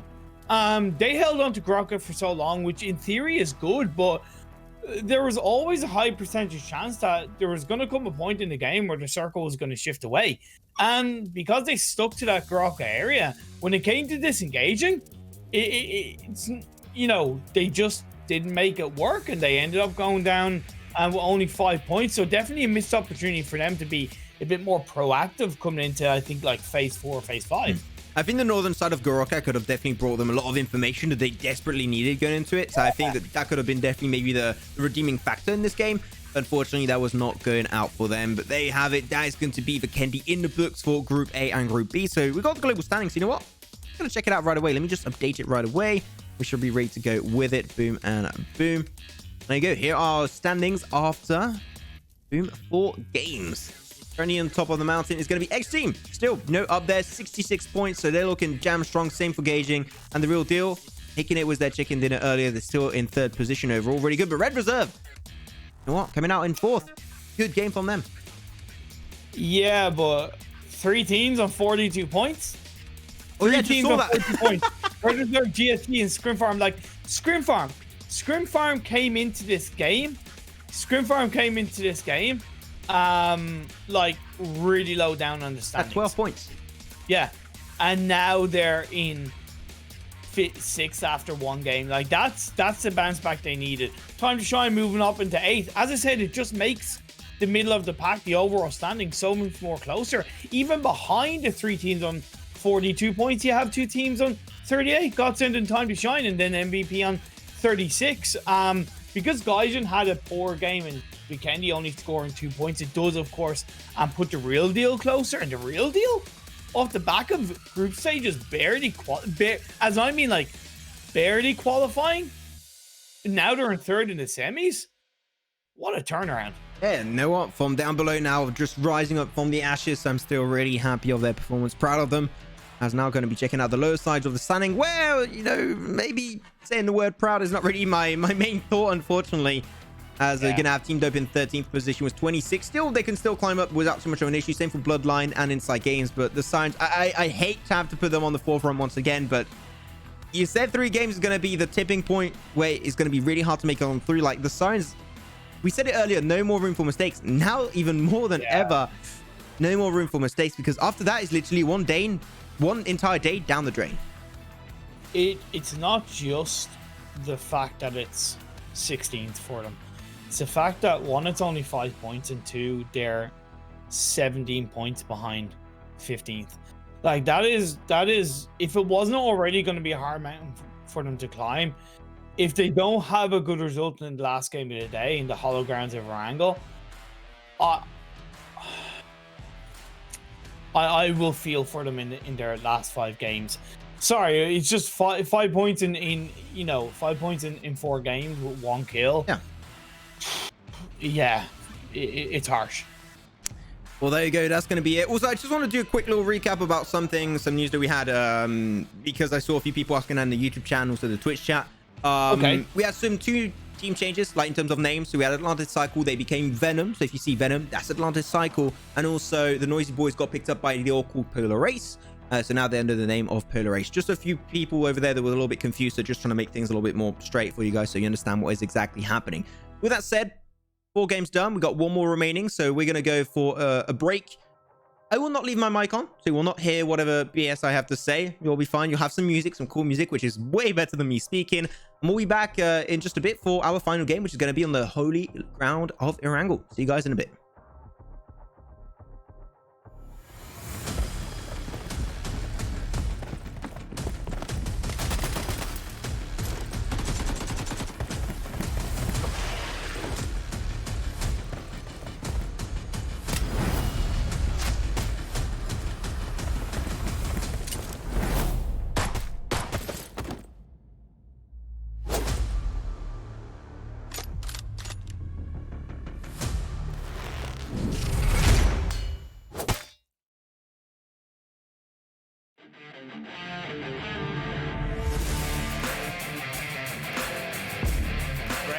Roy's countering. Percocet gets the knock. Oh, another one. Quick counter. The trade. Sam with the drop shot from behind. Unsuccessful on that. J7 coming in for the support.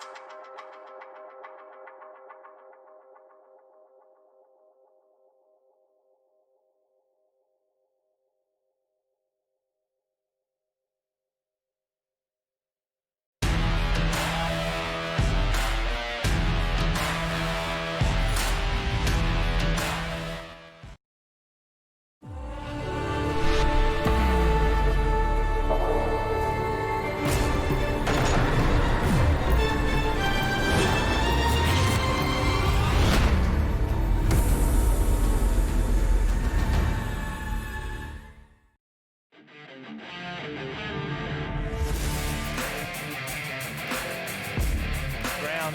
Roy's countering. Percocet gets the knock. Oh, another one. Quick counter. The trade. Sam with the drop shot from behind. Unsuccessful on that. J7 coming in for the support.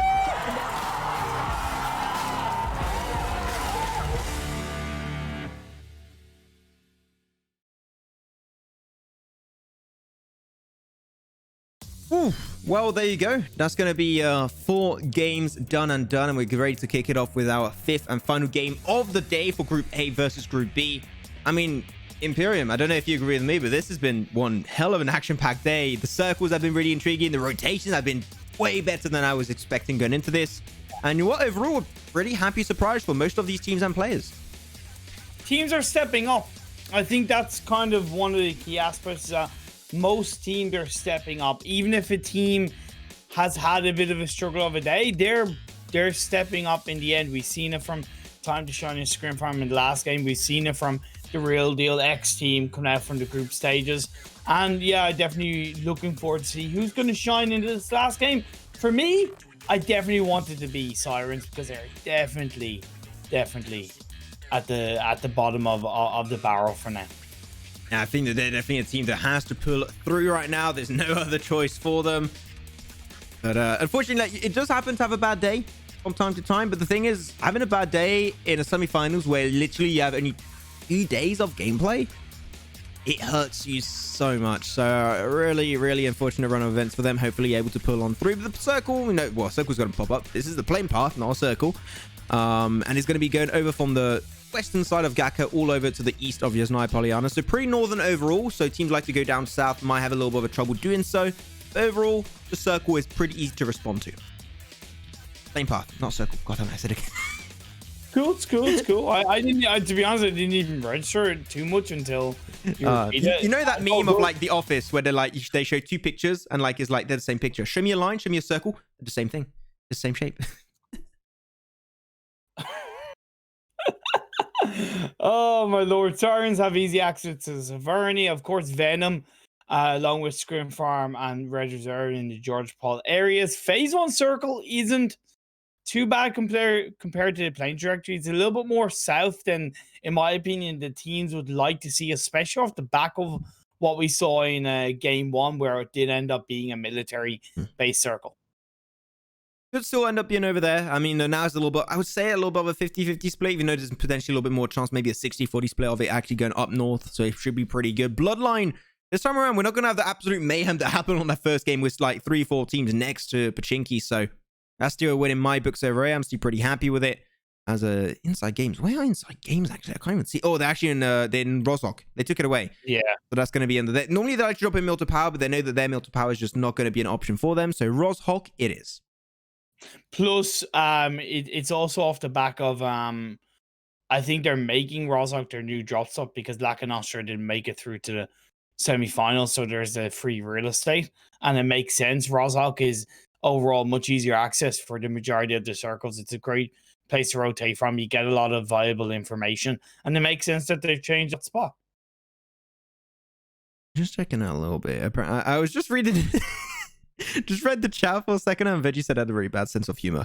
So I was just a little bit shocked there for a second. My apologies, Imperium. I was just a little bit stumbled upon and you're really surprised. So not thank you to you, Veggie. But there you go. I'm going to be moving away from the Twitch chat because that was definitely not a good idea from the get-go. Is he wrong, though?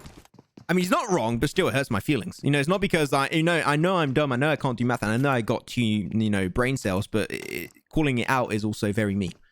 So I do not appreciate it. Quote unquote, I carry you in casting.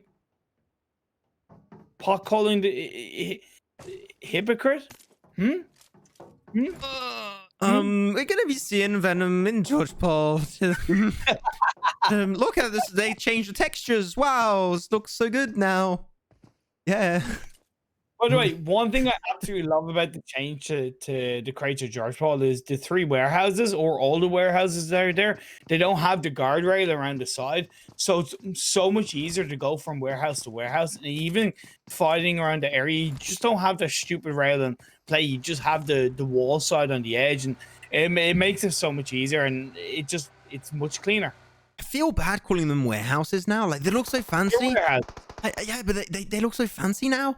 It makes me think of like the warehouses were actually in Thomas the Tank Engine, surprisingly enough. You know what? It takes me back. What's the French for warehouse? You know what? That's a really good question.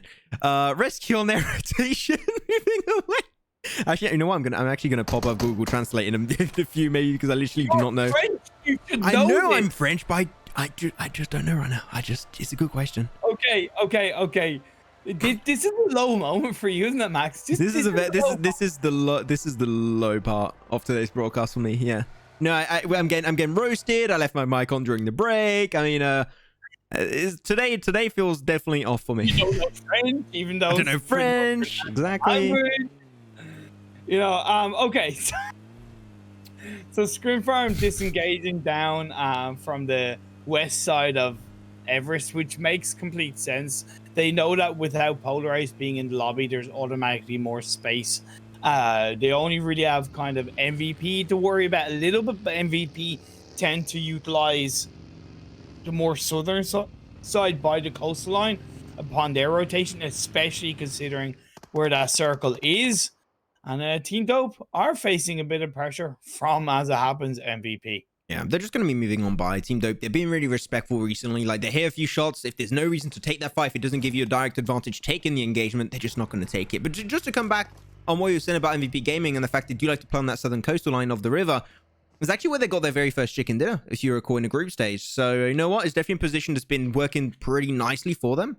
But we'll see if they're trying to aim for that location once again, because definitely if they can repeat what happened in that game, they can maybe get another chicken dinner if the circle is getting the advantage a few times in a row. It's fair indeed. And also wait and see. M16 on Bazzi. It's not the cleanest of guns to use, but it's a little bit similar to the Mini 14. As far as I know, he only had a shotgun with the. Yeah, he does. Yeah. Yeah, he's shotgun with the M16. His loadout isn't really that suited to any real fight, in my opinion. This is a loadout that only one player can pull off, and that is CLW of Team Push. You know, he clutched it with a shotgun and one grenade at one point in the scrims. That was a really, really fun moment. But yeah, definitely no shotgun, definitely not the best, even though now the DBS is available out of crates, but we have yet to see someone pick it up. Because shotguns suck. They better not, exactly. If you do it, Papa Imperium's coming after you. You don't want to do it. Exactly. Red Reserve rotating on the east side of Everest. Again, pretty standard stuff indeed. It's going to be all good in the hood. But Rescue getting closer to Bloodline inside Pachinki. That's unusual. They're making a count. Yeah, Tikka's going to be funding that one. I mean, they got to be careful. I'm surprised I didn't hear Rescue rotate actually up there. I'm pretty sure, like, with a car rotation, they would have heard just a whim of sound coming from that overall vicinity. But it seemed like that's not the case. And Inside Games are actually going to be pretty close themselves. Maybe even just sandwiching up Bloodline in this location. I mean, they were just not ready to take a fight this stage. And that is why you want to try and rotate as a team, right? It avoids those kind of situations to happen. It does, but Inside Games still have to be pretty careful, Max, because they do need a strong result, right? They're 15th with 22 points. They will want to play it fairly safely and utilize the land area that they have around them to rotate into a much cleaner part of the circle. That's what they're doing. They've avoided the Pachinki. They're heading across Headshot Valley, or at least the southern side of Headshot Valley, to try and wrap around and possibly even look to engage onto Rescue from behind. We'll have to wait and see how it works out. Sirens rotating down from Severny. That's a really deep rotation from Sirens. I like it, but is it too deep where they don't have that information? Could well be. As long as they do not go on the fight on this one and don't fight the real deal, because there's no advantage to do so right now, I'm pretty happy with it, which is what they're doing. They're wrapping on a pretty wide rotation to make sure the sprays of the real deal, not an instant threat to the area. Luna rotated pretty late for that one. You know what? Pretty low. A few bullets could be enough to knock her down. Sprays are pretty close, but you know what? Sirens shall remain as the 3-girl team as the real deal. Not going to win anything from that spray. Yeah, still full squad for Sirens so far. They've been able to disengage. Oh, okay, wow. Okay, yeah, Yatum got her head blown off, and now Real Deal are going for the push. This is aggressive, but this is what I like to see from the Real Deal. I have to see, of course, if that pays off. I mean, one knock and then you just full send it. I mean, that's the definition of aggressiveness, and I like it. Normally, I would like, if that was me, I would be like waiting for a second knock to maybe go for the push, but it seems like they're just don't give a damn and they're pushing for it. And this is what I love to see from the Real Deal. It's time to shine. You got to be careful. They're up north currently of their location, so they can still have a little bit of an involvement to do with this fight. Got a few nades and able to knock down Hackshot for themselves. So far, Spray and Clown are inside this building, trying to make the most out of it. As Sirens, that's a lot of nades, not gonna lie. Maybe a little bit too many. But now some smokes will come on through to deny visibility away. Oh my god, Luna! Talk about a surprise. That was not expected. And now they got one kill confirmed, an extra knock. Now they're going to go for the offensive play. Taking down the 2 extra plays of the Real Deal. That is the name of the game. They find Clown for themselves early with that nade of Luna. Now you got also Azzy behind that rock. That was clean nade. Yeah, but don't go too aggressive, Sirens. Luna, you're very low in health. You are asking to get knocked to the ground. And Spray coming in from behind. How did he not do that? Oh my god, Spray is actually going to be left alone in a building. So you know what? If the smoke do dissipate, you could get a little bit of an involvement onto the Sirens. Cakes, yeah, I'm going for a little bit of a wide rotation to try and deny that protection away from Azzy behind that rock. He found himself a knock onto Luna. Can he confirm that kill? Can he flush it away? I think he's more focused right now on finding extra knocks on the other players, so he can maybe also allow Spray to get involved in this fight. But now Spray, I said it, he was going to get involved. He finds Yatem, finds also Cakes, and there you go. That is why you should have made clear that building was free, and now it's just tipped on his head. I mean, Sirens were winning that fight dominantly, but now, is it really the Real Deal? They got the advantage. Nice break coming out from Erin, able to get an extra knockdown onto Spray. Going to confirm that kill instantly, make sure they can't res up from it. And that's going to be then their last player, Azzy. It's just trying to make his way out of that one, but still, that was stressful for the Sirens. And it was realistically off the back of Luna being stubborn and not healing up and opting to push forward. I got what they were trying to do, right? They were trying to use Luna as a little bit of a bait. But when you're so low in health, that bait has to be healthy enough where they're going to be able to do something with it. And then XTEAM hand the Sirens a gift, a Christmas present, a birthday, Christmas, Hanukkah, whatever celebration you want to call it, and keep Sirens alive. Hallelujah. That is the XTEAM just so happy. I'm guessing the Sirens today just got saved. I mean, I think they confirmed 1 kill away though onto the Sirens. I'm not sure. I think I saw a little red circle, meaning someone died.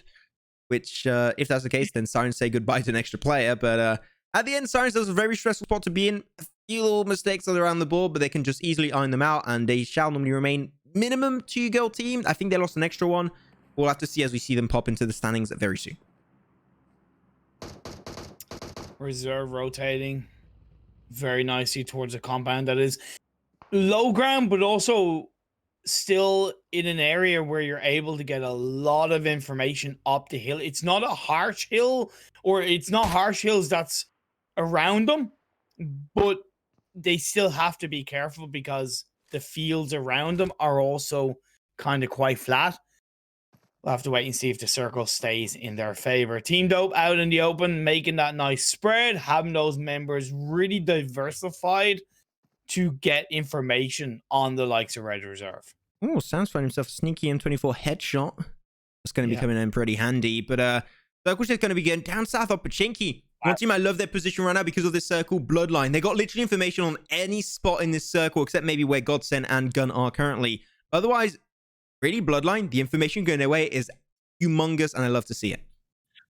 It's also quite tricky because when you look at it, there's really not much in terms of property, safe areas in between the hills of Pachinki and where GODSENT are. There is that kind of compound where the 2 members of GODSENT are, and you have the compounds by the coastal line. But if that circle on the next phase shifts up northwest, it's going to be so hard for these teams to deal with.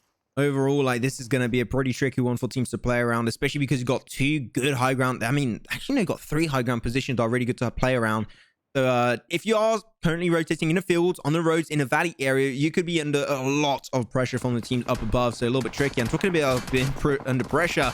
Sirens, as they did lose an extra player, there was Cakes. Yatem is going to be knocked away in the open. That should be an instant confirmed kill. And Erin, She's going to have to make her way out of it as a one-girl army. Let's see if she can try and survive it. But XTEAM, I mean, third party and from a distance, and their involvement rewards them with a few extra frags. Yeah, 3 kills so far. Now they can focus their attention firmly on GSG. GSG are just about in the circle. XTEAM can opt to disengage and go a little bit more towards the north side of the circle. Of course, we see the Pachinki fields were heavily changed, so playing in Pachinki fields is definitely way more viable, especially in this kind of circle. I want to close the manga chapter right now. Talking about warehouses in French. Quick shout out, thank you very much to Agath. You just told me and reminded me, as she's a good French person and I'm not.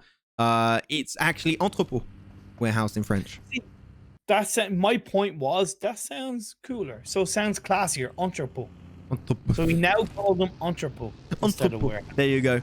You got new Erangel update, new name for the buildings: entrepôt, maison, everything. We've got all the French words coming your way. Hey, warehouses. Yeah. As MVP, they're just making their way by ScrimFarm. Lucky enough for them, they're not going to be able to take the shot. I can't take that one back. They're actually going to be taking those shots onto Tika of MVP Gaming, but Tika, he can't go down first. It's impossible. If MVP Gaming, they die, Tika is always the last man standing. It's impossible for Tika to die. He's invincible. Invincible. And that was definitely a bit of a risky rotation by MVP. Was it a bit too late? It actually could have been, because phase 4, you know, it can go anywhere, and I think they should have executed that a little bit earlier into phase 3. But time will tell if it works out for them. ScrimFarm does indeed knock Danny, so that's one member of MVP knocked. And GODSENT are looking right in the direction of the members of MVP as the phase 4 does shift up northwest. In the open fields, not too many compounds. I thought it was actually going to be potentially going back down south, but you know what? Definitely these circles have been challenging my expectations, which I'm pretty happy about. I love to expect the unexpected going into this one. But yeah, it's going to be overall going pretty nicely over into the fields. And you know what? The fields actually somewhat playable. The reason why most of the high ground position, especially where Bloodline are and where Venom and Red Reserve are, is not going to be in play, as GODSENT get actually pushed upon by MVP Gaming. And that's going to be them losing one play instantly. Bye-bye, Rollkiss. We'll see you next day as we do play. But MVP Gaming under pressure. Be careful. We've got to roll on fast. Just like Hot Wheels, make sure you don't get denied by this team of GODSENT. And seem like Marley is going to be able to find Tika. Now they're down to only 2. That's going to be Akashi and Neymar. But no, right over to Shaq, where there's a player. Frost, the unexpected player, is going to get it. But oh my God, GODSENT, you got to calm down. Those sprays are way too good. What the hell was Frost doing there? He's nowhere near his team. I like it, but what the hell? He's vibing. Honestly, I know you also lied to me. You said Tika was invincible. Actually, I said it, but you said Tika doesn't die. He just died. Sorry.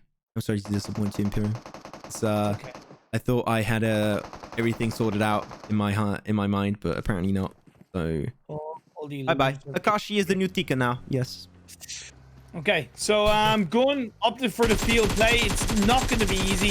XTEAM rotating right past the Red Reserve that are on the northwestern side of the circle. This is going to get so crazy in the open field. If you have 3 or 4 vehicles, it's really going to benefit you inside the circle. I mean, we saw some of these teams like Gun. They made himself a mini 4 right there with all those cars. So definitely going to be having a really weird point of pressure in this one. Talking about pressure, that's going to be Resq under quite a bit of pressure of inside games. Coyote in his own little corner of the building, cooking up his grenade towards Sensi. Could be making something out of it.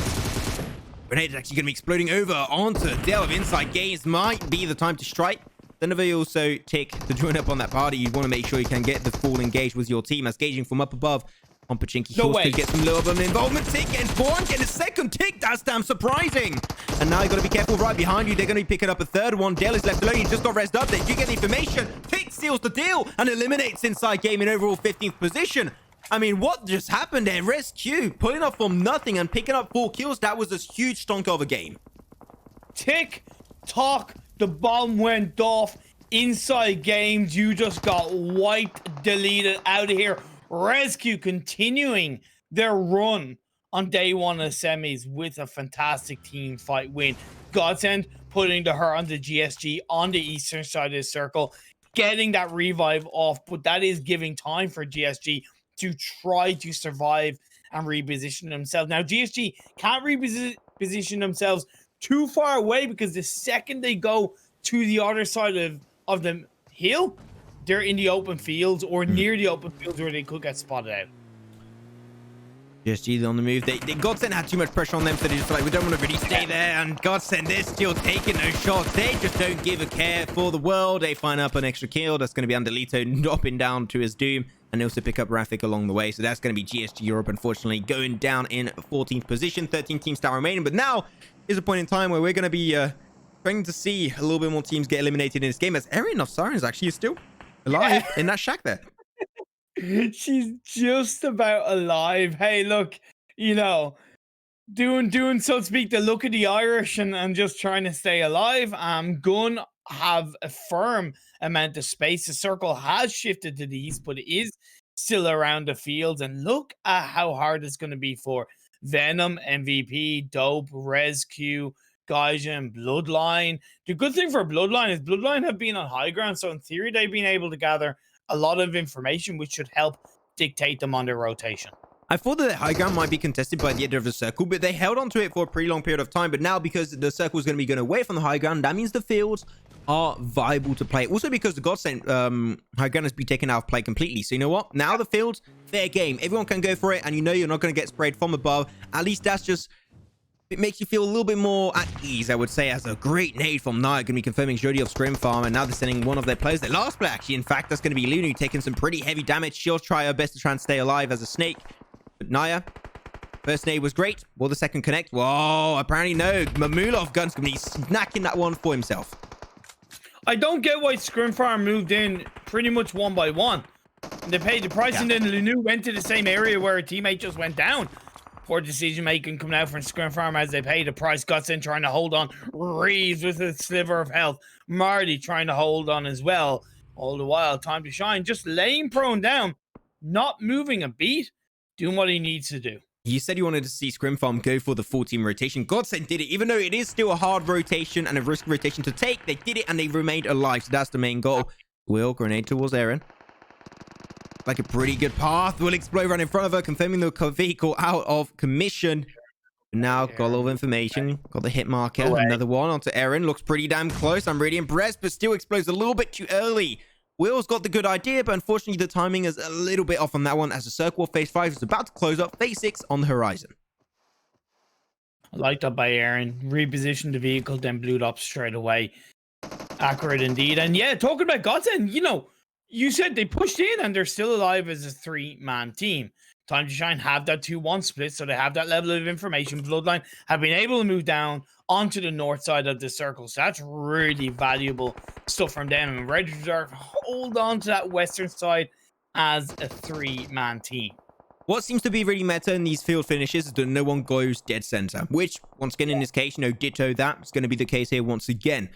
Teams that really don't want to take the risk of having so many teams having an angle on them, and that's the main issue. We're going to be seeing some sprays currently ensuing. Erin goes out. Circle shift though. Look at the circle for GODSENT. I mean, they've been had like what 3 circles go in their favor. I think something like that. Yeah. Look at the amount of teams outside the circle. Are we whispering now? Storm, Max. It's a calm. Yeah. Before the storm. About to be pretty insane and crazy as GODSENT. They got to hold on strong, but Team Dope, they're trying their best to hold on strong. 2-door. Last man army for him. He's going to make his way into a bush, becomes the bush, potentially Lion Harbor, and about to make his way over to him so he can go for the double res. Venom at a distance. Edict trying his best to hold on to that location. Definitely, like, all the teams north and west all together are in so much goddamn trouble. But Gun, they got some cars that are still in working condition.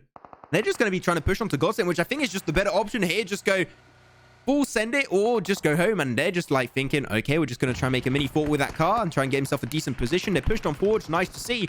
But Gun, they are taking also some casualties as Mamuna getting me confirmed out of this lobby.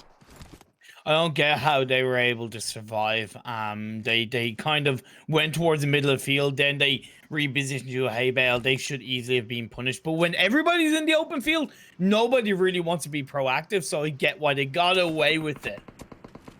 Well, Herbs doesn't get away from it. Apparently, he's still down to only 2. There's going to be Ultra and Wolves. I reserve they got Victor, but might be taking some casualties because of that blue zone. He does take down quite a fair bit. He's got to get up. Resq did not see him. Lucky fella, Victor. Pushing your luck right there. Harb, Team Dope, still trying to heal up in the blue. This is really tricky, but he's trying his best to delay it because he just gets instantly denied by Wolves on that rotation. Team Dope eliminated overall in 7th. Now 6 teams still remaining in this game. And GODSENT, they just got full ownership of the Eastern Ed, but it's going to be contested away by Will of Time to Shine. Yeah, because Time to Shine went for that 2-1 split and keeping Will close by, but not too, not too far away. It was just really valuable for them essentially securing a spot in the circle, however it shifted.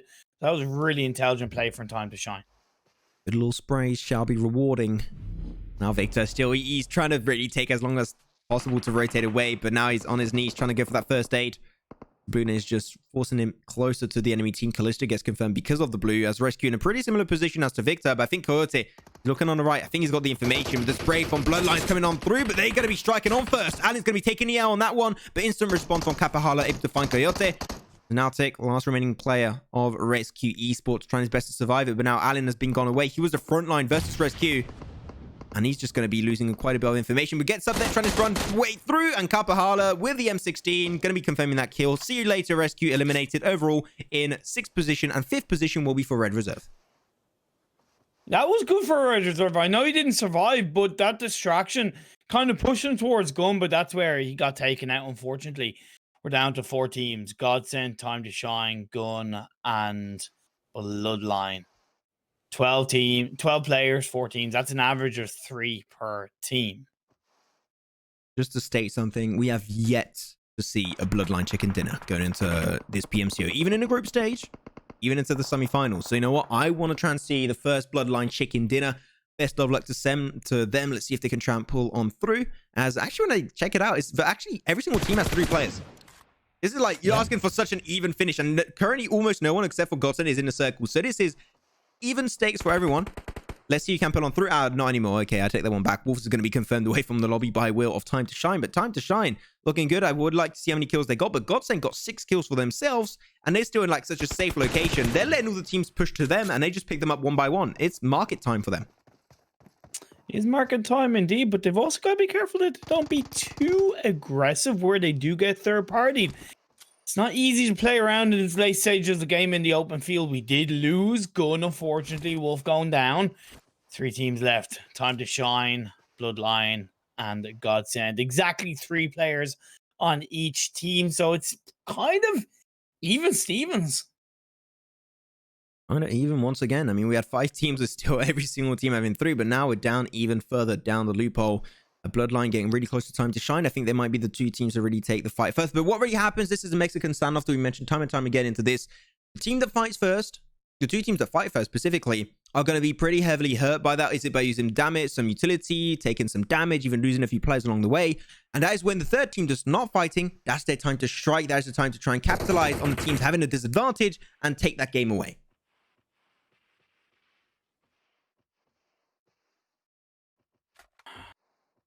Phase 8. Where is it going to go? Who's it going to benefit? Ooh. Time to Shine. Able to find a bit of damage onto Burian. He's got himself a nice little hay bale, and that hay bale is going to give you the edge quite a fair amount. Able to find Swave. Nice, pretty close to going down himself, but Burian, he has been relentless. Such a good amount of spray, but he's going to be actually able to find Swave, confirm that kill for himself. I think at that point in time, confirming kills is not the most important thing. You want to find knocks, because reses in such an open field is always going to be really hard to pull off, so the knocks are the main priority for Bloodline and GODSENT as a whole, as they're sending Navi forward to try and get a little bit more information and a foothold in the circle you might not be able to see on your map. Actually went over to the west. Will gonna be going down. Oh my god, well there you go. That's the end of Time to Shine. Absolutely destroyed. There's now Bloodline in this game trying to find information. It's going to be turned into a 3v3. Kapahal on the left side could have a little bit of an advantage, but once again goes back to a little slow approach. And no team was really hurt because of that. So really, that doesn't allow GODSENT to capitalize on push on this team. As a great molly will be chucked towards Allen. Nice by Kapahala. Getting a nice knockdown into Martin. That makes it 3v2. Bloodline have been aggressive. They've been proactive. Can they secure their first chicken dinner? This would be definitely a big time for Bloodline to do it, especially because you've got to be careful. Kapahala on the side, as I mentioned it earlier, right, able to find himself Marley.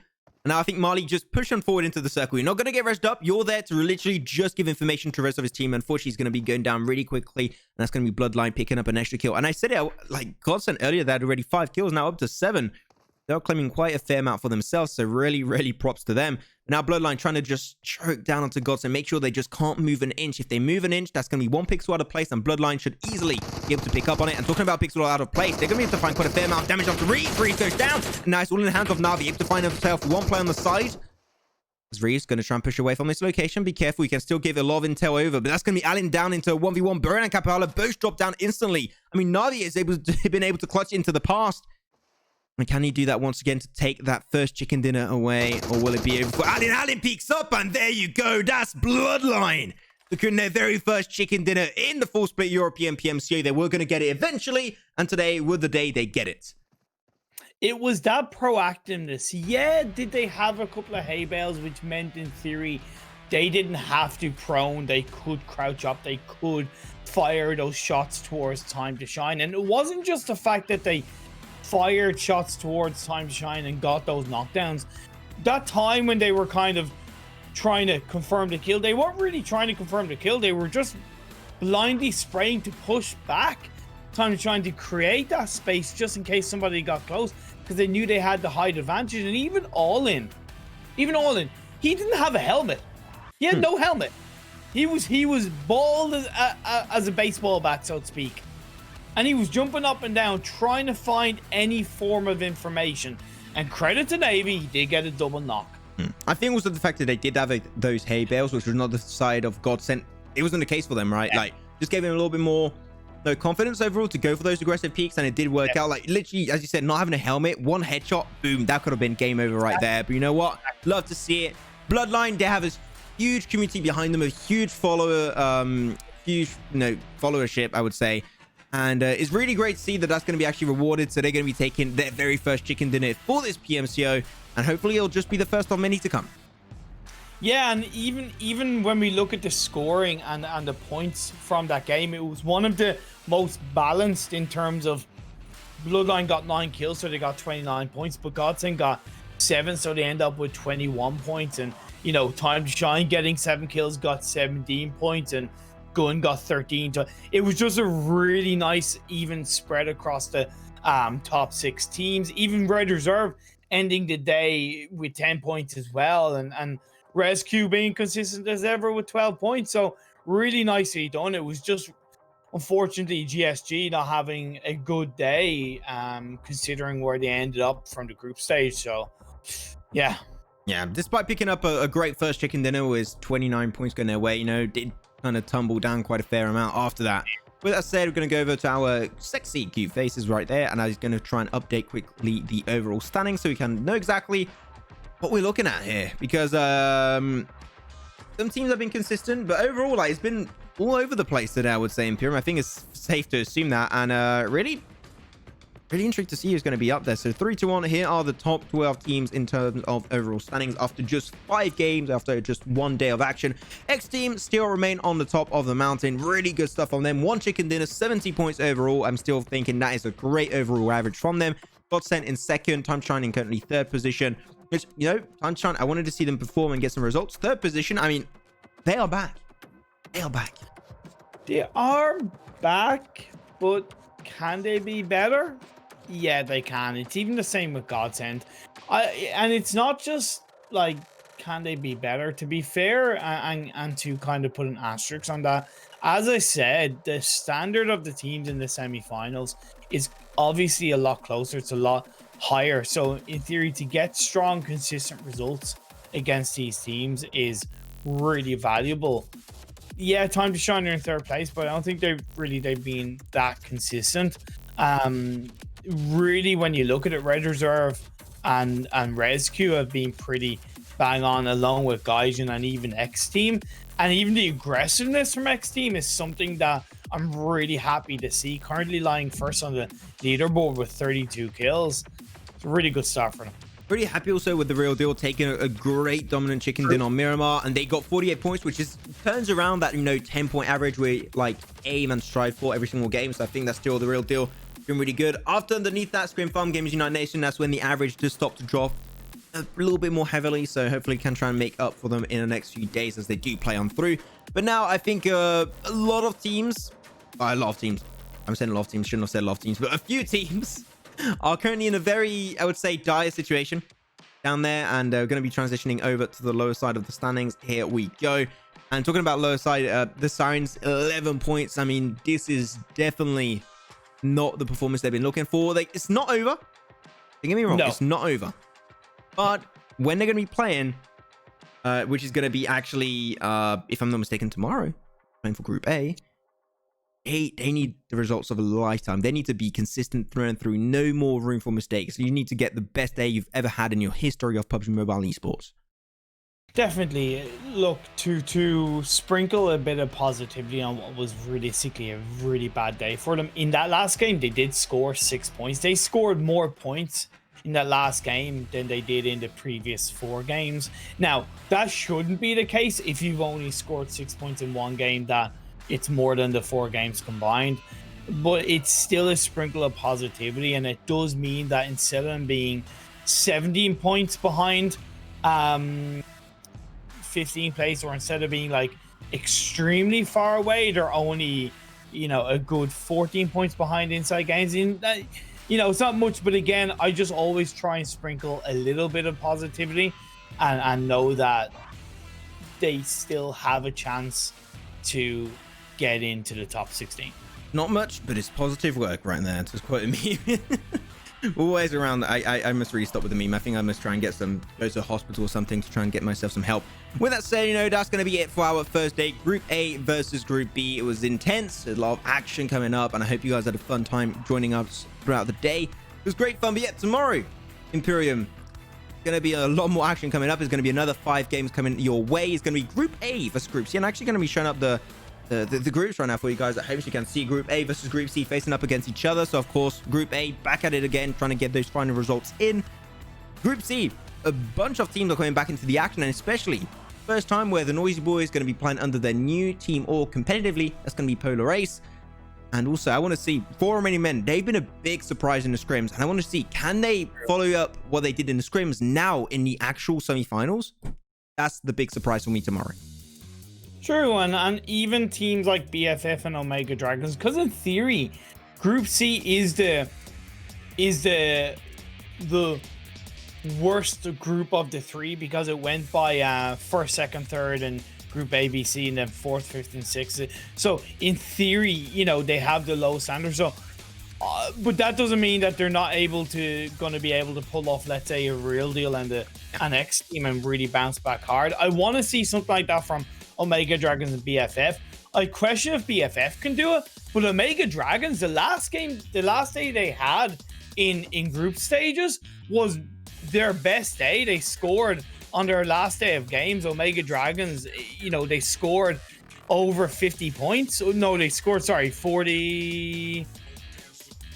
In their last day of games, they scored a good 39, 40 points. And, you know, it's not amazing, but it was definitely better than what we had seen from them. And I'm hoping they can have a little bit of a repeat of that and score a bit more consistently in their first set of games. Well, there you have it. With that said, we're going to be closing up on that. Thank you much, ladies and gentlemen at home, checking out the broadcast today. It's been an absolute pleasure and honor to bring you the action as always.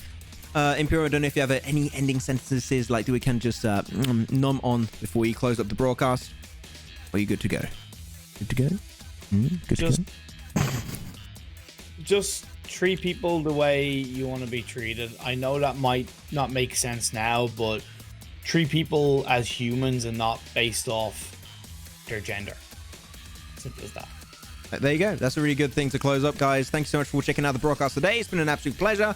We'll see you tomorrow, same time, same place on the PUBG Mobile Esports YouTube channel. We'll see you guys for some more European PMCO very soon. Bye-bye.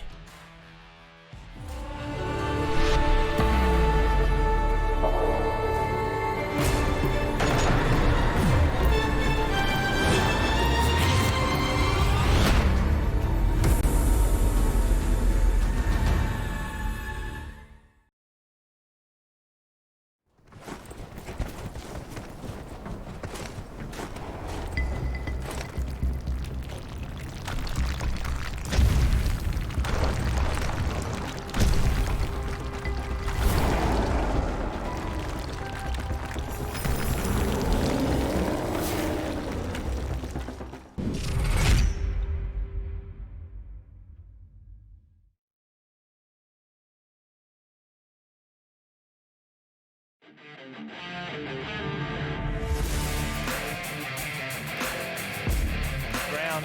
Roy's countering. Percocet gets the knock. Oh, another one. Quick counter. The trade. Sam with the drop shot from behind. Unsuccessful on that. J7 coming in for the support.